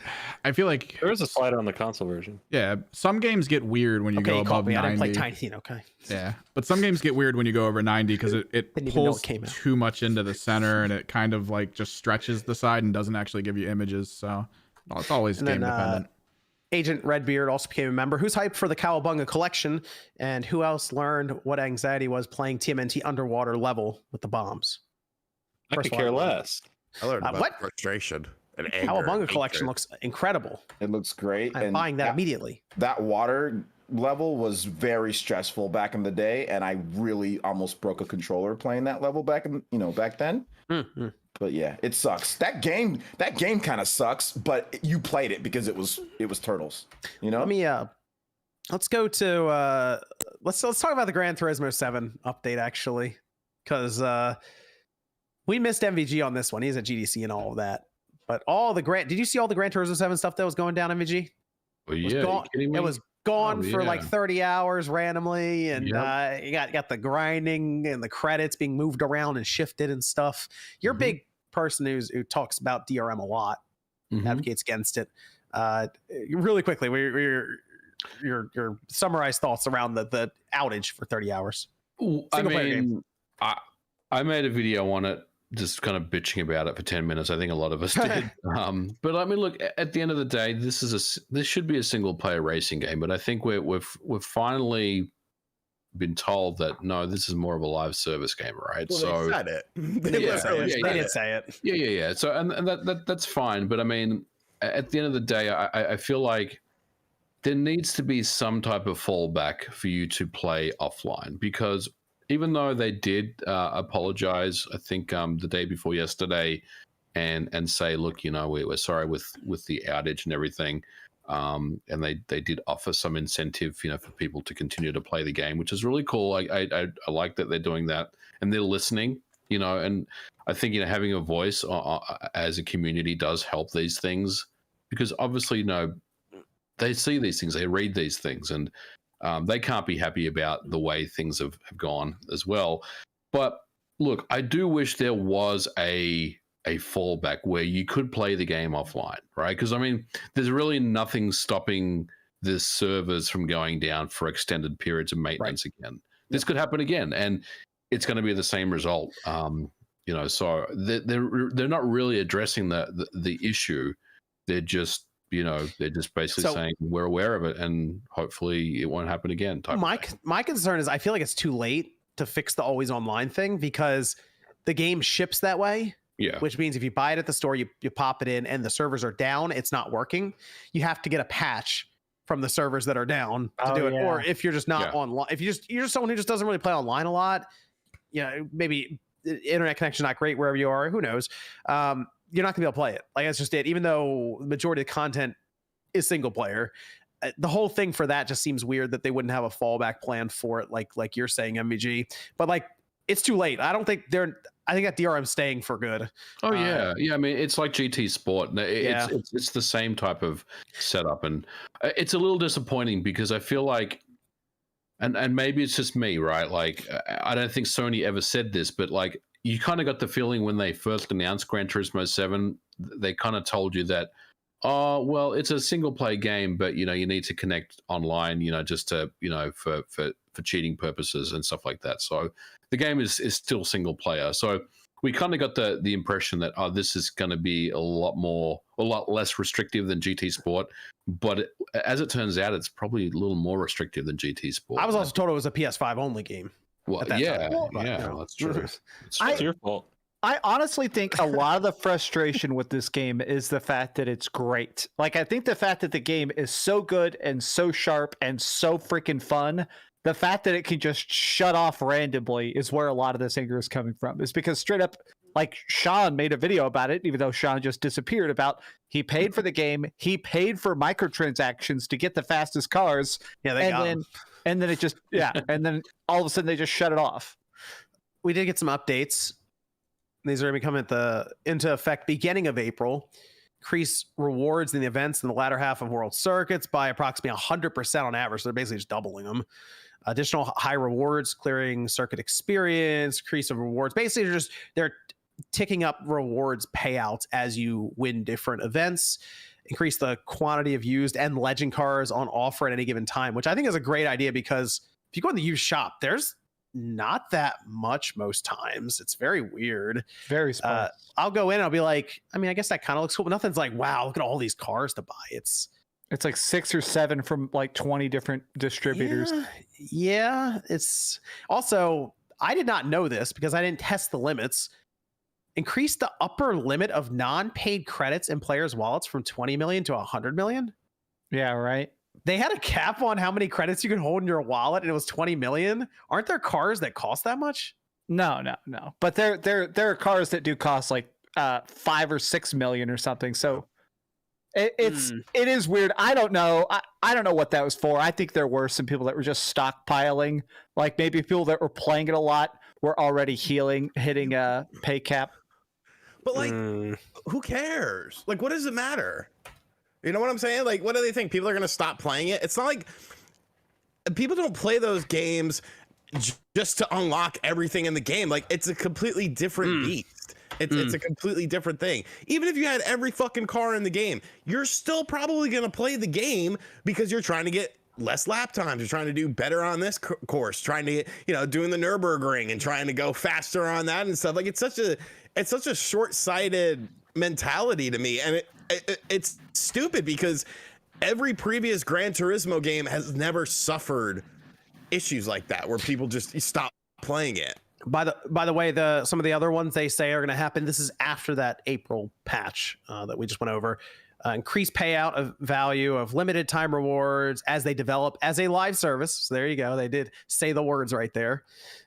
Further World Circuit event additions, addition of endurance races, including 24-hour races, which is interesting. I don't know if you can even maybe you can hire a driver or something. I remember that was that take turns. You take turns. You get a crew together. Get a crew together, and they're also going to make it so cars can be sold. Which, by the way, I think they're doing that because they got caught. Oh yeah, because it did say in the description, as people started to notice, that it mentioned selling cars, but you couldn't sell cars in the game. So that was definitely planned, and it seems like they removed it, and now they're putting it back in. It just seems like everything they really want to restrict the amount of credits you get, like completely. They want credits to be like gold in this game, basically, which seems weird because it is the complete opposite approach that Forza does, where they just give you stuff constant. Like, you get so many cars and money in Forza, it's ridiculous. Like, make your head spin. Yeah, because I've been playing it. Well, they give you a lot of cars in GTA 7 as well, to be fair, but they're definitely not like cool cars. You know, they just give you incremental upgrades. You'll win a race in Forza, and they're like, "Here's a Ford GT," and it's like, "What?" Yeah. Well, the thing of it is GTA 7. You meant Grand Theft. Yeah, I think you meant. Oh, yeah, he said GTA 7. Oh, man. You know, Hi. But the thing of it is, damn, GTA 7. That's gonna be 30 years from now. Yeah, right. We've got Samus Hunter over here. We have Samus Hunter. We're gonna be dead by the time GTA 7 comes out. Yeah, right. Hey guys, retirement home guy here. I'll be dead before 6 comes out. Shit. No, Let's but fingers like, crossed. just being real. The thing of it is like, the cars that you get are cars that you need for the cafe stuff in order to advance. You might get one of those, but when you constantly are getting these cars, maybe you already, like, I have like triplets of cars already in the game, and it's like, why can't I sell this? This is stupid. Yeah, that is weird. It's not giving me there's no unfair advantage because it's all based on the PP meter, and we all know I'm really into PP. And Clip it. You know, if you want to. If you want only, you know, lesser cars in there, you could set, if you're doing an online race, you set the PP lower. You set it's like 500 or 200, whatever the fuck you want. So it's not like you can get an unfair advantage unless it's just an open race when everyone's going to be running the same sort of car anyway. So it comes down to the skill of the player. You know what I'm saying? It doesn't make sense for the game to be structured like this. The thing that's weird to me is this game feels like it should just be a free-to-play game, but it's $70. I don't think so. The way they're approaching credits and like all this stuff, like they seem so concerned about it, and it feels like it is like that, not like cell phone games, but like it. Yeah, okay, sure. It feels kind of like that, where it's like obviously there's a cash shop that they're trying to push you towards, and in this case, it's for credits, so you can just buy the car. And it's weird that we're talking about that now in a $70 game. Is kind of the way I'm looking at it. It's just strange. Yeah, I understand. I don't want it to be that way though. I want it to be the $70. If you're gonna make me pay $70, yes, that's fine. Give me that core experience where I could do whatever the fuck I want. And then if you want to add content down the road, that's fine. Because I mean, there's only I say only, but there's like 400 cars in the game, whereas you know, Gran Turismo 4 had like I think 700 or something like that. There's obviously a lot of manufacturers that are missing. You gotta do licensing stuff, but that's a whole nother problem, is that when these licenses run out on certain cars, they're gonna remove them from the game, and there's no way to be able to still use those cars because they're going to be gone because you have to play the fucking game online. I'm curious how that's going to work. That is the big thing, right? Because like Forza 7. Yep, that had to be removed. Sean, you bought a physical of that, right? But like you can't get that on the store anymore. Is that right? Correct. So they removed that for licensing, which I get. And that's the problem with Gran Turismo 7 for me is like once the licensing is removed for those cars, that disc is just going to be a piece of junk. It's like it's going to be worthless. Like there's no way that you'll ever be able to play that game after that happens. You can at least still play Forza Motorsport 7. It's going to be the mag of racing games. They're gonna slowly hollow it out, like year by year. They're gonna just remove chunks of it. So that would be a moment where I would hope that they would push a patch to somehow kill the DRM requirement, and you do have to connect to the internet one time to do that. I don't think they will. I think they'll have to announce a new game. Yeah. Like they'll just continue to update it, which is fine, right? Like I get that, but it's just we're entering this like new territory now where like you literally will have a disc that in I don't know how long it's going to be. Let's say 10 years from now, 7 years from now, that disc will literally not work anymore. Hold on a minute. They're going to be supporting the PS4 for 10 years? Maybe. This is the game. This is the game that I think will keep the PS4 relevant for the next 8 years. This game right here, GT7, which is crazy to think about, but it's on the system. It's going to be supported. I wonder if Sony's thought about that. It's interesting. It doesn't feel like they're giving it up anytime soon. No, it is. Because even in the sales charts, there's actually quite a few people buying it on the PS4 right now. So bizarre. I mean, here's my thing with this game. It shouldn't have been a numbered GT. They should have just thrown that out the window and just made it like Gran Turismo World or something, and just been like, this is our live service thing going forward. We're going to support this for like 15 years or something crazy, you know? I think that the 7 looks good in the logo. I think they wanted Gran Turismo 7 to basically say this is the official generation after sport, because people really did not like sport. Yes. It's just also on the PS4. Yeah. Sport. I mean, it's going to run for a while. I assume by the end of it, Sean, they'll probably have like 1,000 cars or something crazy in there. So maybe. It depends on the licensing, though. Dude, with GT Sport, they added a lot. Like, there was one point where they'd be like, hey, there's 100 new cars hitting GT Sport, like, out of nowhere. So I assume my thing now is how is Forza going to look? Because to me, it's with the PR around GT right now, it's like open goal for Forza. They'd have to really mess something up to not release a racing game that people will be like, okay, this is better than GT7, just because of all the PR that's been going around now. It's gonna be the meme of them walking out and everyone's cheering and throwing confetti and they haven't done anything yet. Like, yeah, I think that's what's gonna happen with Forza. So if they show up with some, I hope it's not like junk, because if it's at least decent, people will be like, I mean, they're gonna end up with a better racing game most likely, just because of everything that just went down. So, Evan, we have a Discord question over there. We have one for MVG. Got a guy who spent the last 2.5 months making a personalized game for his friends in GB Studio. For a young game developer, what would you recommend to focus on next to enhance skills? I would probably look at something like Game Maker, which is a really good way to start making 2D and simple 3D games, not only for PC but for consoles. I'd probably look at that, especially if you got experience with GB Studio. You'll be very familiar with tiles and building out 2D tile-based games. So check that out. It's free. Okay. You have another one, Evan? Thoughts on the $1 spent per 1 hour game time metric people use? Oh, that's such a weird metric. I don't know. It's a meme. That's such a meme. I don't know if I can get into that, because then that's the way that if developers think like that, they're just going to annoy me. Yeah, so they're just gonna pad the fuck out of their. They're gonna give me an Assassin's Creed Valhalla. Yes. Yeah. Not every game needs to be 60 hours. Like, I love wasting 70 hours or whatever. I don't need that. I really don't. If a game is a really good 10 to 15 hours, I'm generally pretty happy.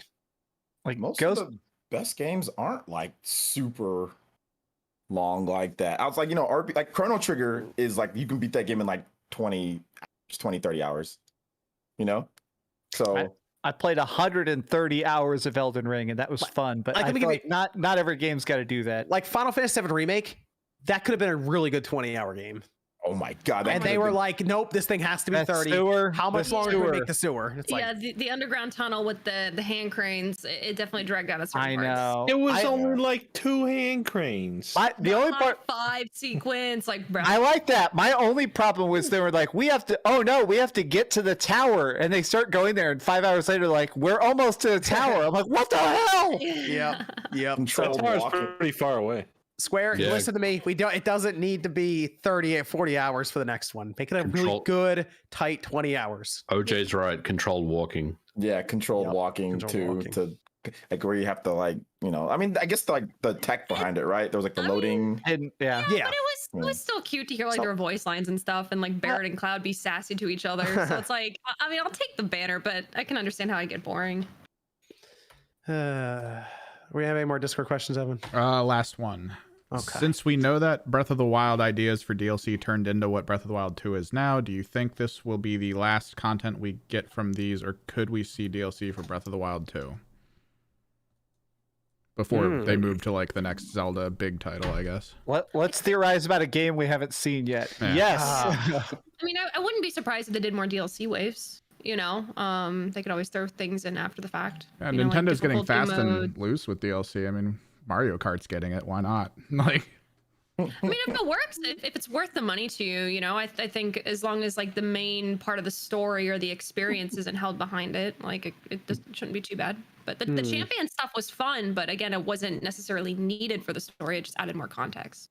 Breath of the Wild 2 will have DLC. Yes, there you go. Mhm. Let's talk about PlayStation making another acquisition. This one is the most surprising one, I think, so far. Super quick, Freya, I'm gonna bounce. My girlfriend's downstairs and hungry. I gotta go feed her. Okay. Wait, good what are you gonna What- feed her next? Tacos. Supposed to mean? Taco. This Okay. dude. So, yeah. jeez. Okay. Jeez. PlayStation Studios, another acquisition for them for Sony. They bought Haven. I did not expect this at all. Haven Studios. Why didn't I expect this? Because the studio's a year old. Like The studio's a year old. The head hasn't really done anything in over a decade, and they were already partially funding the studio yes, yep. before So they buying them. they agreed. They basically, I assume Haven and Jade Raymond pitched them an idea. They said, "All right, let's do it," and they started funding their studio basically through, I assume, just contract. They came up with. I have to assume whatever they have right now, Sony's like, we got to lock this up now. It's a live service game. It's definitely That's a live why. service game. They've already said it's a multiplayer game. Yeah, that's what I'm saying. It's a multiplayer game. So it's because one of the chief complaints among a lot of Sony people is that Sony doesn't really make any, and I mean, there's no online really. They go for the more single player narrative stuff, which is fine. But like games like Resistance, Killzone, SOCOM, they've all just pretty much disappeared. So they're looking for like an exclusive. And really, when you're talking about a multiplayer game, it's probably going to be a live service game now. So I thought more and more about this live service initiative by Sony. They kind of need to do it. And the reason they need to do it now more than ever is because they don't. What's the point in paying for PlayStation Plus if there's just no multiplayer games out there that are that compelling? Call of Duty is going to Microsoft. They say they're going to keep it on PlayStation. I have a feeling they're just going to keep Warzone on there, which is free, which means you don't need PlayStation Plus. You don't need PlayStation Plus for Fortnite. Any of these free-to-play games are really popular. You don't need it. Right. So, like, now it's up to Sony to be like, this is why you need PlayStation Plus. Here's all these multiplayer games. So I get that, from that angle. That makes sense. But Haven is working on something. I think they're working on something weird. I do not think it's a third-person shooter, anything like that. I almost wonder if they're working on a social game. PlayStation Home. I think it's going to be kind of like PlayStation Home, whatever they're working on. And I think that's one of the reasons that Sony was so quick to be like, we need this. I kind of think they're building Sony's metaverse. It's going to be metaverse. They're going to use their VR for it, probably. Whatever they want to define it as. I feel like that's what they're working on right now. And Sony's like, we got to bring them in. We have Bungie. They know how to do this too. And we can dedicate resources to it. So like, I feel like Sony is looking at this as like, this is something that could be massively beneficial to us 10 years from now, and we don't want to have to buy them after it comes out and it costs us 10 times as much. This was probably a cheap purchase. That's all I can think of, because whatever it is, Herman Hulse, Jim Ryan were like, we need the studio right now. Yep. I have no idea what it could be. I mean, your idea though about, you know, some type of metaverse thing, it could be. Because Jade Raymond she was at Google, got a bunch of money from them, which good for her. Took a bunch of Google's money, then have to release a game. And then obviously before that, she was at Ubisoft and everything. But like, I don't even know, what was the last game she released or like directed, produced? Was it Watch Dogs? No, it was Assassin's Creed. I think it was Assassin's Creed. And Watch Dogs as well, but I'm not sure which Watch Dogs game. I just know it's been a while since she like worked to ship a game with a studio. The last one, at least looking here, is Far Cry 4 in 2014 was the director, and 2017 was Battlefront 2, the VP of general management. So, I mean, it's been a while. It's been a while since, you know, she's directed any games. Sony just needs one of these live services to hit. That's all they need. Like, they make 10. If 2 of them hit, they probably make their money back. And I almost wonder if that's what they're working on, a social game, if that ties into the PlayStation VR 2, if it ends up becoming more, I guess, integral to Sony's future plan. If that's the only, I mean, how much would this have cost them? Insomniac cost them what, $225 million, something like that. This studio was 5 million cheap. 5 million. I mean, it depends. It depends on what they have as well, or what they potentially, you know, have pitched to Sony. But yeah, you would think it wouldn't be anywhere near that level of money. I mean, I think it's probably quite cheap. You know, in the end, the fact that it's undisclosed tells me it's pretty cheap. Like, it was. Yeah. I don't think it's like Nintendo cheap when they bought that place for like $400,000 or something. But you might be right, like 5 to 10 million. I wouldn't be shocked if it was that low. But that's crazy though, because that means that Jade Raymond formed this studio after getting all this money from Google, and then she sells a studio that's a year old to Sony for millions of dollars. That is one of the best runs I've ever seen from a person in this space. Like, yeah, she didn't ship the game in a long time or anything, but she's getting all this money from these big companies. Like, good for her. What about the other Sony story that broke this week? What's the other Sony story? Spartacus next week. Yeah, I thought about talking about that tonight, but I realized we're probably going to talk about it next week then. Good call. Yeah. Well, I mean, we have a few minutes here, but Spartacus, I think that's just a press release on Monday. Yeah. Tuesday.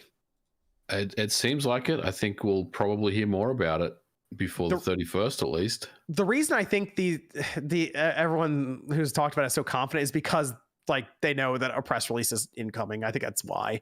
PlayStation blog probably has something already scheduled, and people think it's launching in like 2 weeks. Well, I don't think it's going to launch in 2 weeks, but it's definitely, well, not definitely because we don't know for sure, but there's a good chance it'll get announced next week.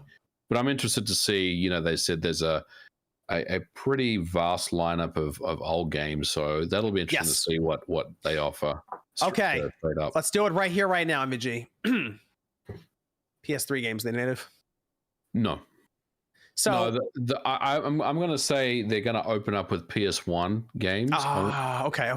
And I think they'll kind of add more in, kind of like the NSO, not, you know, in that style. So I think that PS1 is definitely a lock for the launch of this. Anything beyond that, I probably wouldn't expect, but they'll add them in later on, I think. Okay. So we're thinking. Wait, hold on. Click. You have a PS5, right? I do. Okay, good. Because I think you're gonna be able to play Metal Gear Solid finally. Don't freaking get my hopes up like that. Come on. No. Metal Gear Solid has to go in there, and the reason why Konami took them away. This is their chance to bring them back right here. You get Metal Gear Solid 1, you go to 2, you go to 3. You're the biggest troll ever. You could apparently stream 4. Here's the thing with this though, MVG. PS3 games have to be streamed. It sounds like that's going to be tied to the most expensive tier. Yes. So that would be the only tier that has access to PS3 games. Yes, I would say so. I would say so because you have to. Sony has to cover those costs, right? So I would say so. I'm really interested to see what they come up with because some of the rumors saying it's going to be like I think Nate even mentioned he mentioned on this podcast. It's going to be like a pretty legit lineup to start. Like it's going to be like compelling enough to get you to sign up. So a PlayStation Now currently, from what I remember, has a couple hundred more games than Game Pass. Take that, throw in several PS1 games, maybe PS2 games, even if they mix a few in there to start. I mean, that could be good enough for people to sign up for. Yeah, they could take the current lineup of PS2 classics they have and kind of bundle them in. Maybe There's only like 4 or 5 of them. Yeah, but there's not that many left. But they used to have a lot more. They kind of got rid of them over time, so they may just bring them back. Or Rogue Galaxy's there. Rogue Galaxy's good. Yeah. But I am very curious. They need to do something with those games the way they look because the PS3 classics on PS4 don't look very good. Like they're just kind of a little washed out and blurry and stuff. They really need to increase the resolution. On native PS3. Come on, Sony. Come on. Come on. PS5 only. Native PS3. Come on. Metal Gear Solid 4. Drop 1, 2, 3, 4 all at once. You are totally fanboying. You are totally fanboying right now, man. Too accessible, John. You're expecting Konami to do something. That's the worst part about all this. Hey, they're giving us Cowabunga Collection, right? Yeah, after how many years, dude? Like, they showing up. Hey, they did Castlevania Advanced Collection. Yeah, after how many years, dude? I don't know, but all of a sudden they're showing up. Maybe they had a change of heart. I don't know. I can't show up with anything new. Silent Hills any day now, apparently. I bought that hat they put up. That for 3 years. Yep, me too. Oh, you got which one? You get the gray one? I got the gray. Any day now. Any day now. It's gonna be awesome. I hope it's good. If it shows up and it's bad and they're like, now it's $20 a month, I'm gonna be like, all right, good luck. What if I hope it's bad because then we can make more videos on it because bad news. I think it'd be so much more fun to have good news and you show off the service. Like, this is fun. Look at all these people cool hate games. good news. You could do all that, but be like, this fucking sucks. Or you could show it off and be like, look at this, sucks. And you can make like 3 videos on that. Serious money. So, John, what if they announce it next week and there's 100 PS1 games to start? That sounds pretty good, right? I will give them money.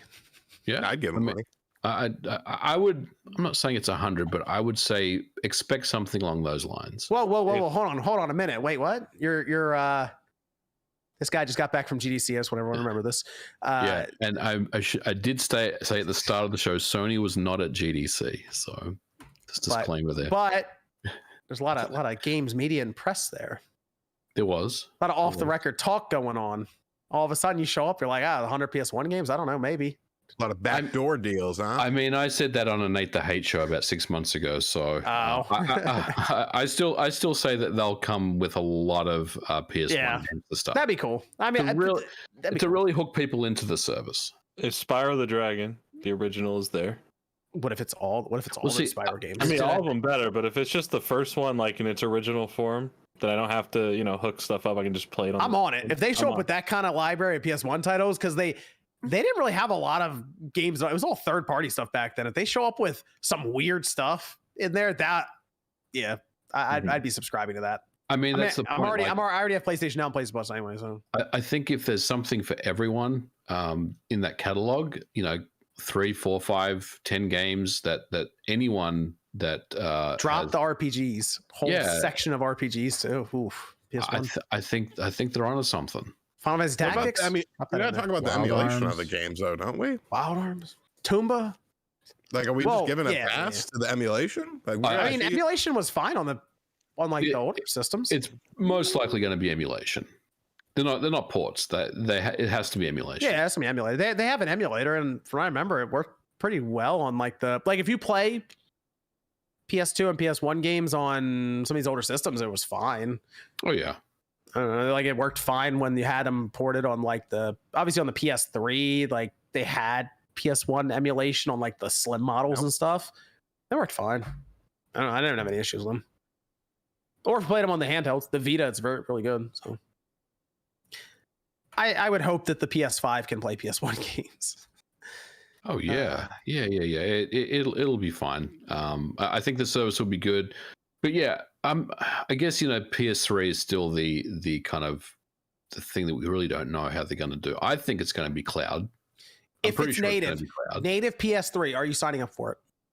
I'm signing up for it either way because we're making videos on this thing. Yeah, one way or the other, there's videos that are going to get made. But if it's native PS3, are you more excited to sign up then? If it's like, hey, here's Metal Gear Solid 4, you just play it on your system. Oh yeah, and it's also 4K. Yes, I mean if they give us, and I'll just use Puppeteer as an example, if they bring that back, that's a good one. Native, I would sign up immediately. 3D Game Heroes. Yep. Drop that in there. Yep. I hope it's good. I hope the service is good. Press release maybe Monday or Tuesday is what I'm expecting. PlayStation blog update, maybe a video to go along with a little commercial, and 3 tiers.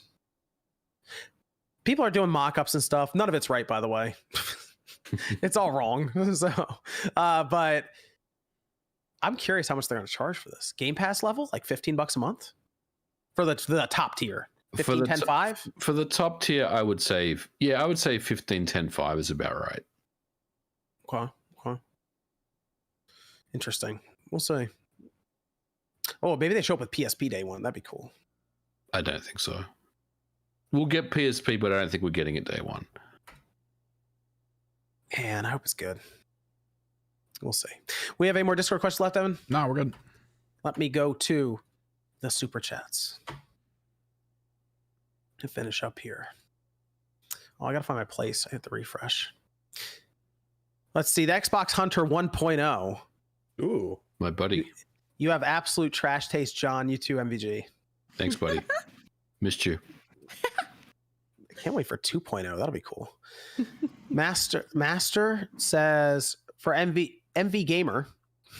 I love scripting and programming. Wanted to program on the Switch. Vivix had SDX for SIP communications games. They use this in Fortnite and DCOU.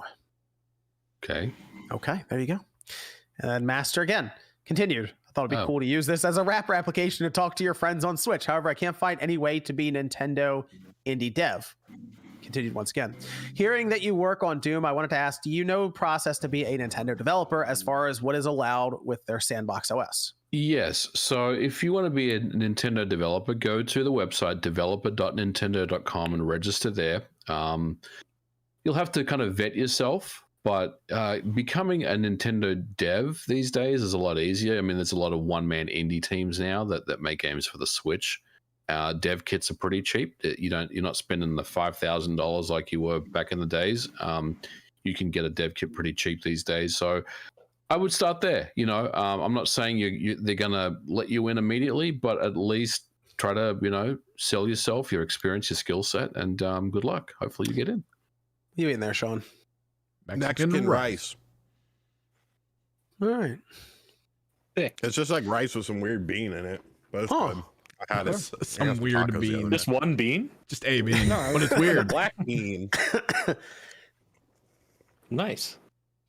Knight says, I'm playing Dying Light 2, and you guys were accurate on it being meh. Thanks again, John, for bringing me my morning news stories all these years later. It's a very good meh, though. Jonathan says, yo, you got RGT saying rip to the retro scene.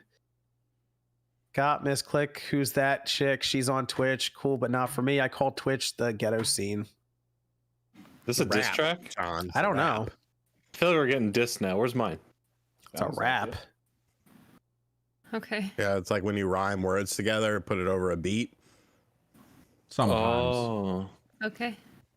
Lewis says, employee discount, Jordan. Having a hard time finding something that has an equivalent looking display build quality from Windows laptops. That's the Mac. That's the MacBook. Really. Yeah, MacBook. Yeah. That's a good employee discount. Holy. People like the Razer. People really like the Razer Blade. I haven't actually had one necessarily in person to play around with, but apparently the build quality is decent on it.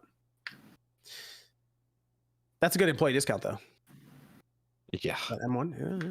That's Jason ridiculous. says Love you guys. I work for Game UK. In RGC, have you seen Arcade 1-Up Infinity Game Table? We have the retail exclusive, and it looks like crap. Please shout out to me, Jason.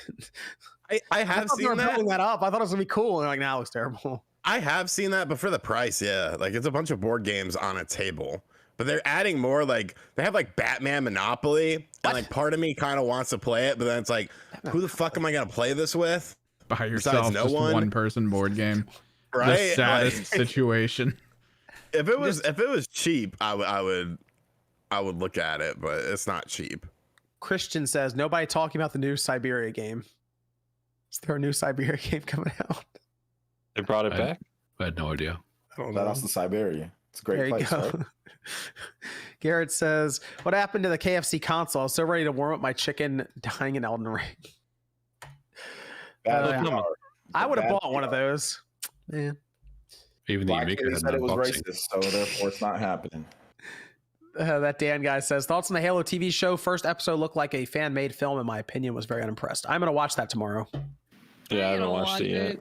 They were saying he takes his helmet off in the first episode. Yeah, Yes. you see him without his helmet a lot apparently, and I there's saw some the- story changes, but Okay, I don't Yep. know. I'm give it a shot. as much I as guess. I'm excited. It's like I didn't rush to watch the first episode or the second episode, which I Exactly. think are out yet, and I've heard very mixed on the first episode. I hear people saying like, "This is insane, this war scene," and other people are like, "This looks awful, it looks fan made." I'm like, it's a weird divide. It either It's it on looks Paramount bad Plus. or it looks decent. Like, Yeah, I don't. It's I'm not like a not- service that I'm like, oh, I have that one. Yeah, I'm not getting Paramount Plus. I do. Just I have the kind of Paramount thing. Plus. It's like I'll watch it with a friend or something. Apparently, if you have Game Pass, they just gave out 30 days of Paramount Plus, so everyone could watch the first episode. What's the There you go. multiplayer like? on Well, the- here, what the you show? do is you see how many episodes the first season is. If it's like 10 or whatever, and it's coming out weekly, just wait to use that 30 days. Ah, And then Jordan's just got binge that. the whole series. Ah. If you don't have Jordan's got the Paramount strategy. My biggest thing is like they were saying so far the Halo theme hasn't been anywhere near the series, and I'm like, I hope if they're gonna use it, they save it for like a really climactic part and like it hits nice. But for some reason, not having the Halo theme anywhere near the show is very weird to And me. if Plus. Halo's there's- and if taken a lot of there's- L's recently. And if there's no teabagging, it's just not I know. realistic. Yeah, there better be a reference or something. It's just Halo's had a hard time these last like year. Well, actually, like 4 years. Yeah. Yeah, you know, the Infinite, when I look back on it, is just like I just disappointed. That's how I feel. Hey, that update's coming in May. I'm just One saying, day. I got crucified. But it's also the I got- campaign. I got crucified in the forums because I was trying to tell people like this game is struggling behind the scenes, and people was like, "She only knows Nintendo. She knows nothing." Like, no, they've been struggling. Like, we should.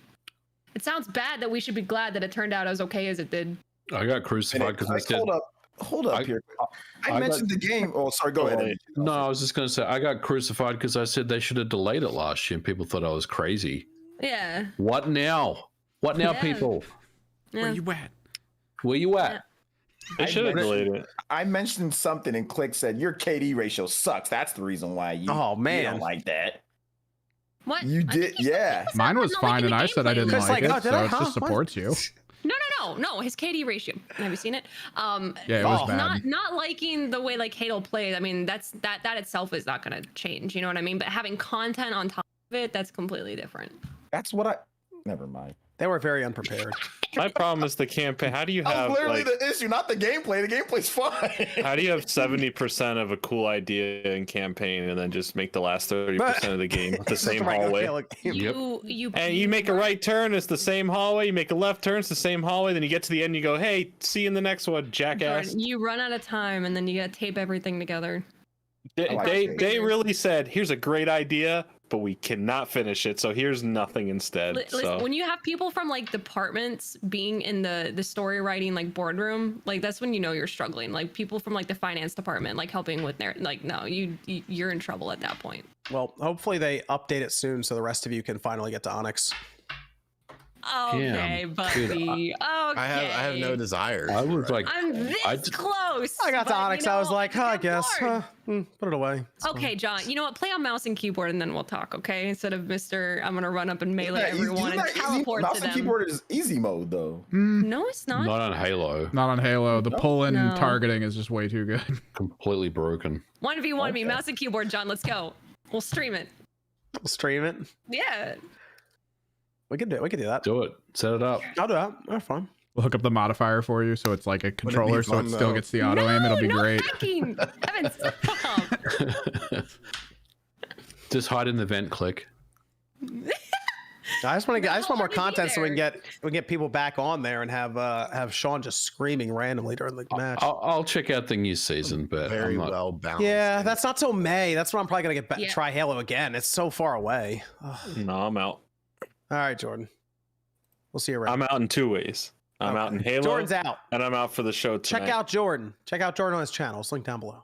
Yeah. Thanks for having me. Appreciate it. Have a good rest of your night, everyone. Bye, Good Jordan. night. Jordan. See you next week. Bye. Bye. We'll get back to Halo in May. Ugh, that's Will we a will. month and a half. That's a month and a half away. I already uninstalled it Mhm. though. What's coming out in May? Anything? Just I'm sure there is.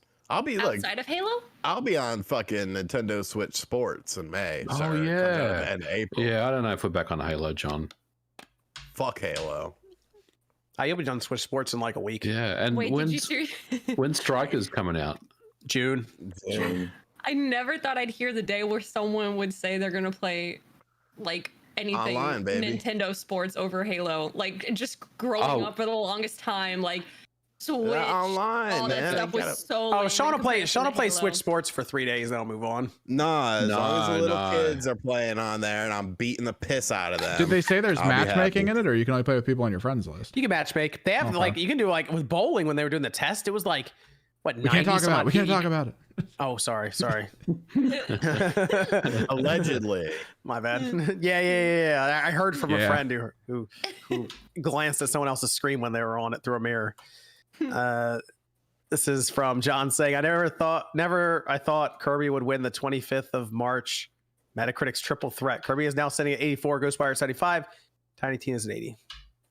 Tiny Tina, I watched some gameplay of that, Uh-huh. and that writing literally made me want to like shove a pencil in my ear. It's always been Hold on. cringe though, but That's, how that's what people like Borderlands about it. is, especially Tina. It's a dad joke with guns.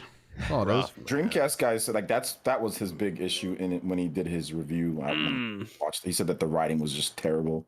I feel like people's sense of humor has changed over time. I feel like she still talks about like llamas and crumpets and stuff, and people are just like, okay, new stuff. The Uncharted Wolf has a question for OJ. Is JoJo All-Star Battle good for fighting game beginners? Just started getting into JoJo, and I've been interested in trying the game. Absolutely. Think of it as like a Street Fighter light. That would be what you can kind of put JoJo as. Street Fighter is pretty good for newcomers as well, but then has advanced techniques, and that's exactly how JoJo's Bizarre Adventure, the All-Star Battle R, is going to be like. So it's going to be really good, and it's rebalanced. It's going to be good. It's already a good game, and they're making it even better. So yeah. This is from Garcia saying, thoughts on Atomic Heart. You know, they showed Atomic Heart with the trailer, and then I haven't heard much else about it. I could have sworn I saw this forever ago. It was during the Xbox showcase. I remember seeing it there, but then before that, I remember it was announced as well. It's been sitting on Steam with that. I think it's Q4 of 2022, so sometime this holiday, but I feel like it got delayed at one point.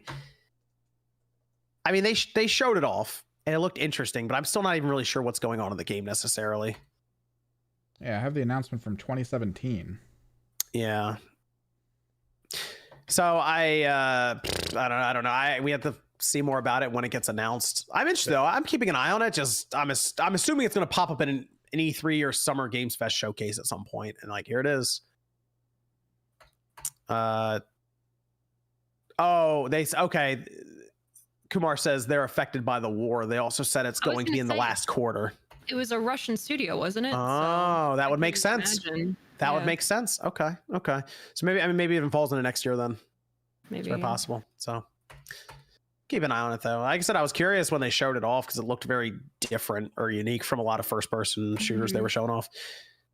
John says, will Rockstar ever go back to making games not named GTA or Red Dead? I'd like to think that Bully will happen, but No, It the won't. name alone. You dude, can't Midnight Club has been teased and rumored for so long. They'll put Midnight Sure. Club inside of a GTA. Oh is my what gosh, they'll you're do. probably right. I know I'm right. Next Ugh. question. It's 11 o'clock. Let's Trevor get it says moving. no games like GTA in scope, just cause. Joe Exactly. says RGT85 hit us with the Ghostbusters 2 song. I love that song. I'm honestly of the mindset that On Our Own from Bobby Brown is a better song than the Ghostbusters theme is. Huh. Daniel says, what's up, Spawncast? Thank you all for your content. You guys are too legit. My buddy and I just spoke about a Warriors remaster, by the way. Great idea. What's your favorite Metroidvania on the Switch? Dead Cells. There's Well, yeah, a that sounds lot. good. Dead Cells. I can't pick.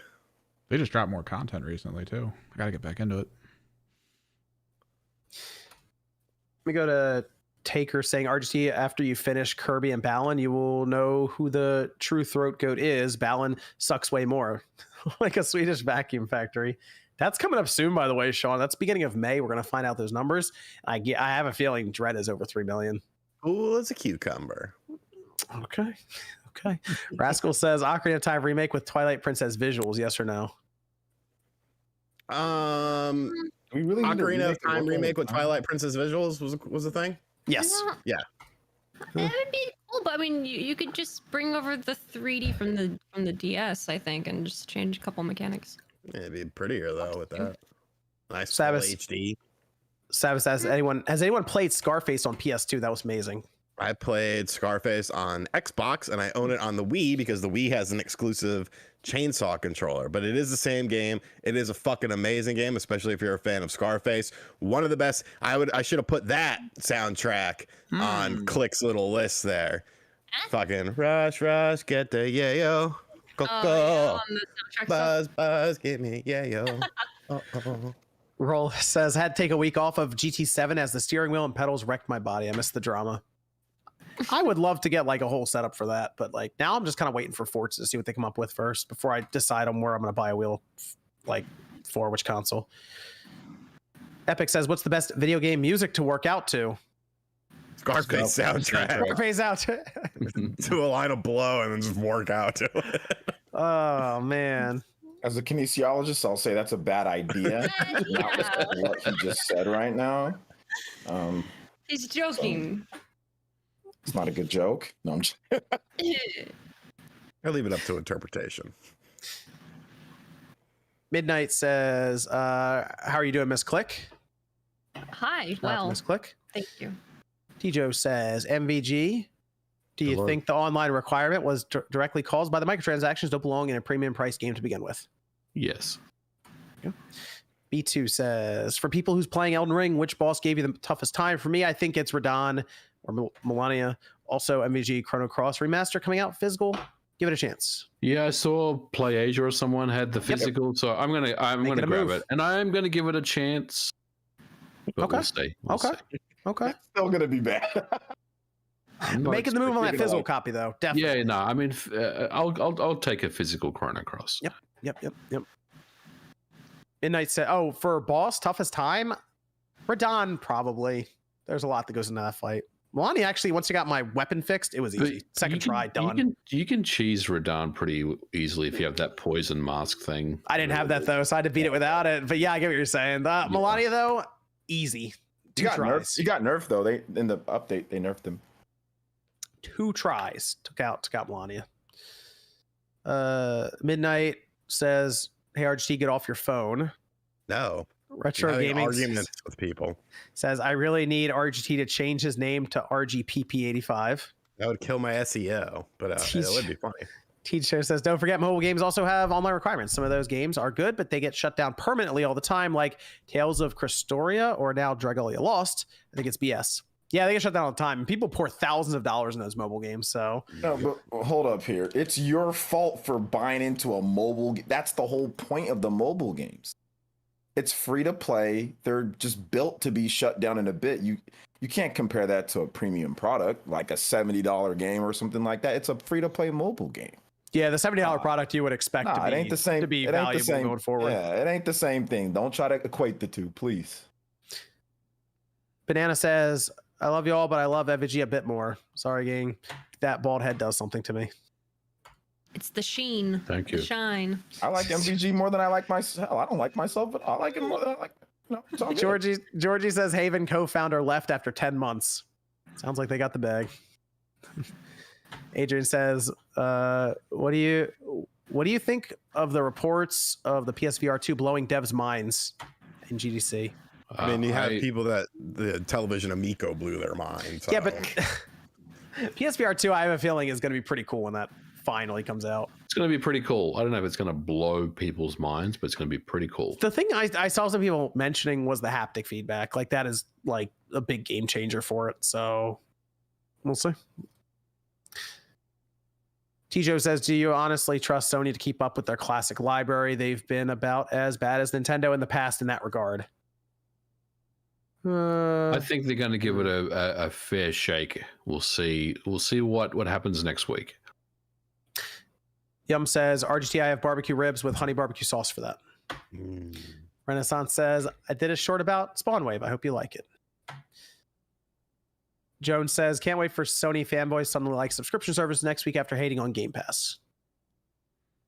Mate says, Sean is wearing a lot of Ford Pinto gear lately. I'm a big fan.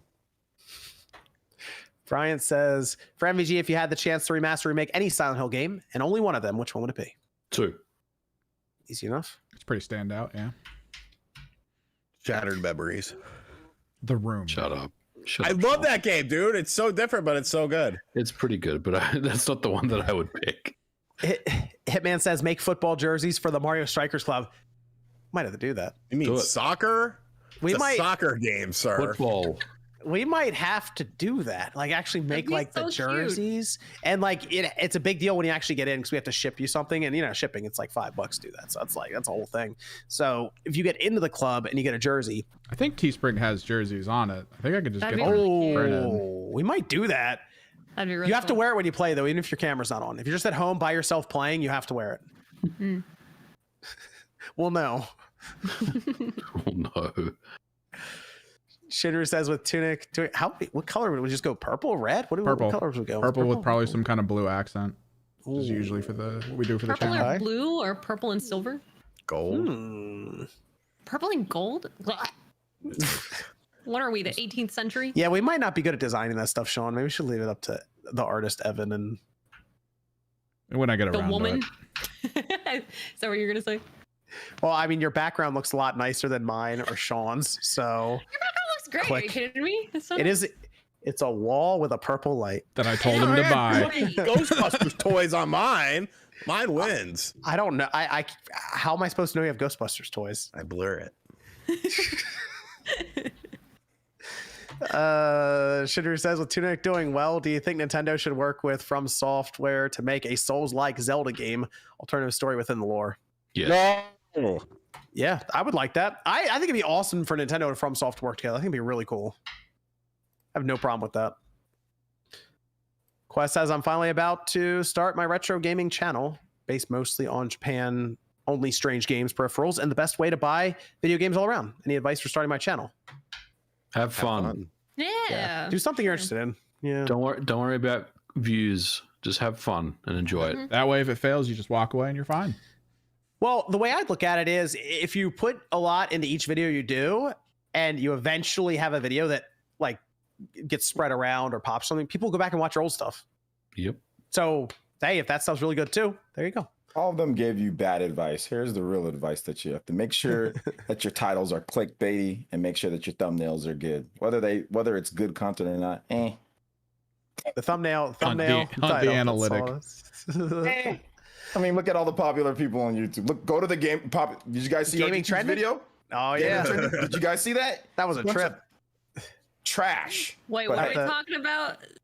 I The made throat fun goat? of trending gaming on YouTube, and I just like watched some of the videos, and I was like, "This is." I'm about to send the letter of commitment in for Oh. Fortnite. Let's go. I thought throat It's, goat took off. Have like your eyes popping out of your head or something like that. And be like, whoa, this is from Japan, and like do that, and like that'll probably get people really. I guarantee you, I will not watch if you make videos like that. excited. Well, everybody I else don't. will. I don't click on them. Kids. I don't know if Yeah. Japan could take too many more YouTubers. I don't know if that's a good idea. Paul Gale says, RGT, you getting the Reebok Ghostbuster shoes? I did see those, and I really like them, so I might. I think they're $200 though. Uh, A lot of investment. 200. Got to keep that Pinto running. Speed says if they had implemented $1 an hour system when Skyrim came out, so many would still be broke as of today. Rascal says Halo Episode 1, the Covenant are brutal and gory. The rest of the show was meh. Wall says, what happened to the Playdate RG85 Element shirt? The Playdate's still coming. Yeah, Playdate's still coming. There was a battery issue, and they had to like scrap it and like make a new battery or something. Yeah, Oh, there's dev kits out, and I know games are being made for it right now. Ridiculous asks, which comes first, Silk Song or Metroid Prime 4? I'm going to say Silk Song. Silk Song. I'm going to say Silk Song. Metroid Prime 4. Shut up, OJ. Let me go around here. I'm going to double check Streamlabs as well, but let me go to Sean. RGT85, where can everyone find you? Find me on RGT85. Watch the Throat Goat vid from today. Watch every video from today if you've already watched it. Watch it on another device. You know, the Pinto, it's going to take up a lot of money, so, you know, help me out. right. Shit. That's just got Kirby as a late birthday present. It's honestly the best Kirby game since Return to Dreamland. I'm so glad that Hal has finally brought Kirby into 3D format. It felt like it wasn't a matter of time of if, but when. Misclick, where can everyone find you? Yeah, thanks for having me. You guys can find me here on YouTube as Misclick Gaming. I sometimes post things if I feel like it.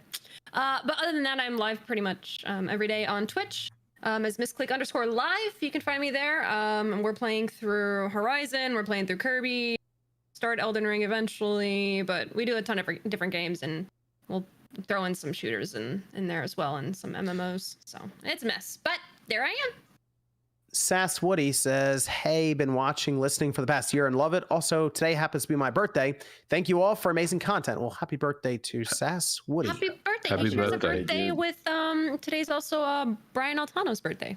Oh, happy birthday to really? Brian. Shout out to Brian. Oh, I didn't see it on Twitter. Did he post it on He Twitter? just tweeted about it like Smithers. not even an hour ago. Well, happy birthday to Brian. Yeah. Happy birthday, Brian. And this dude too. Fuck Sounded you. good. Happy No, birthday, sound- Brian. Well, fuck you. No, That's that from sounded bad. I tried Trail- to fade. Trail Plays says, shout out to Misclick, the only stream where we talk about taxes and real estate before playing Kirby.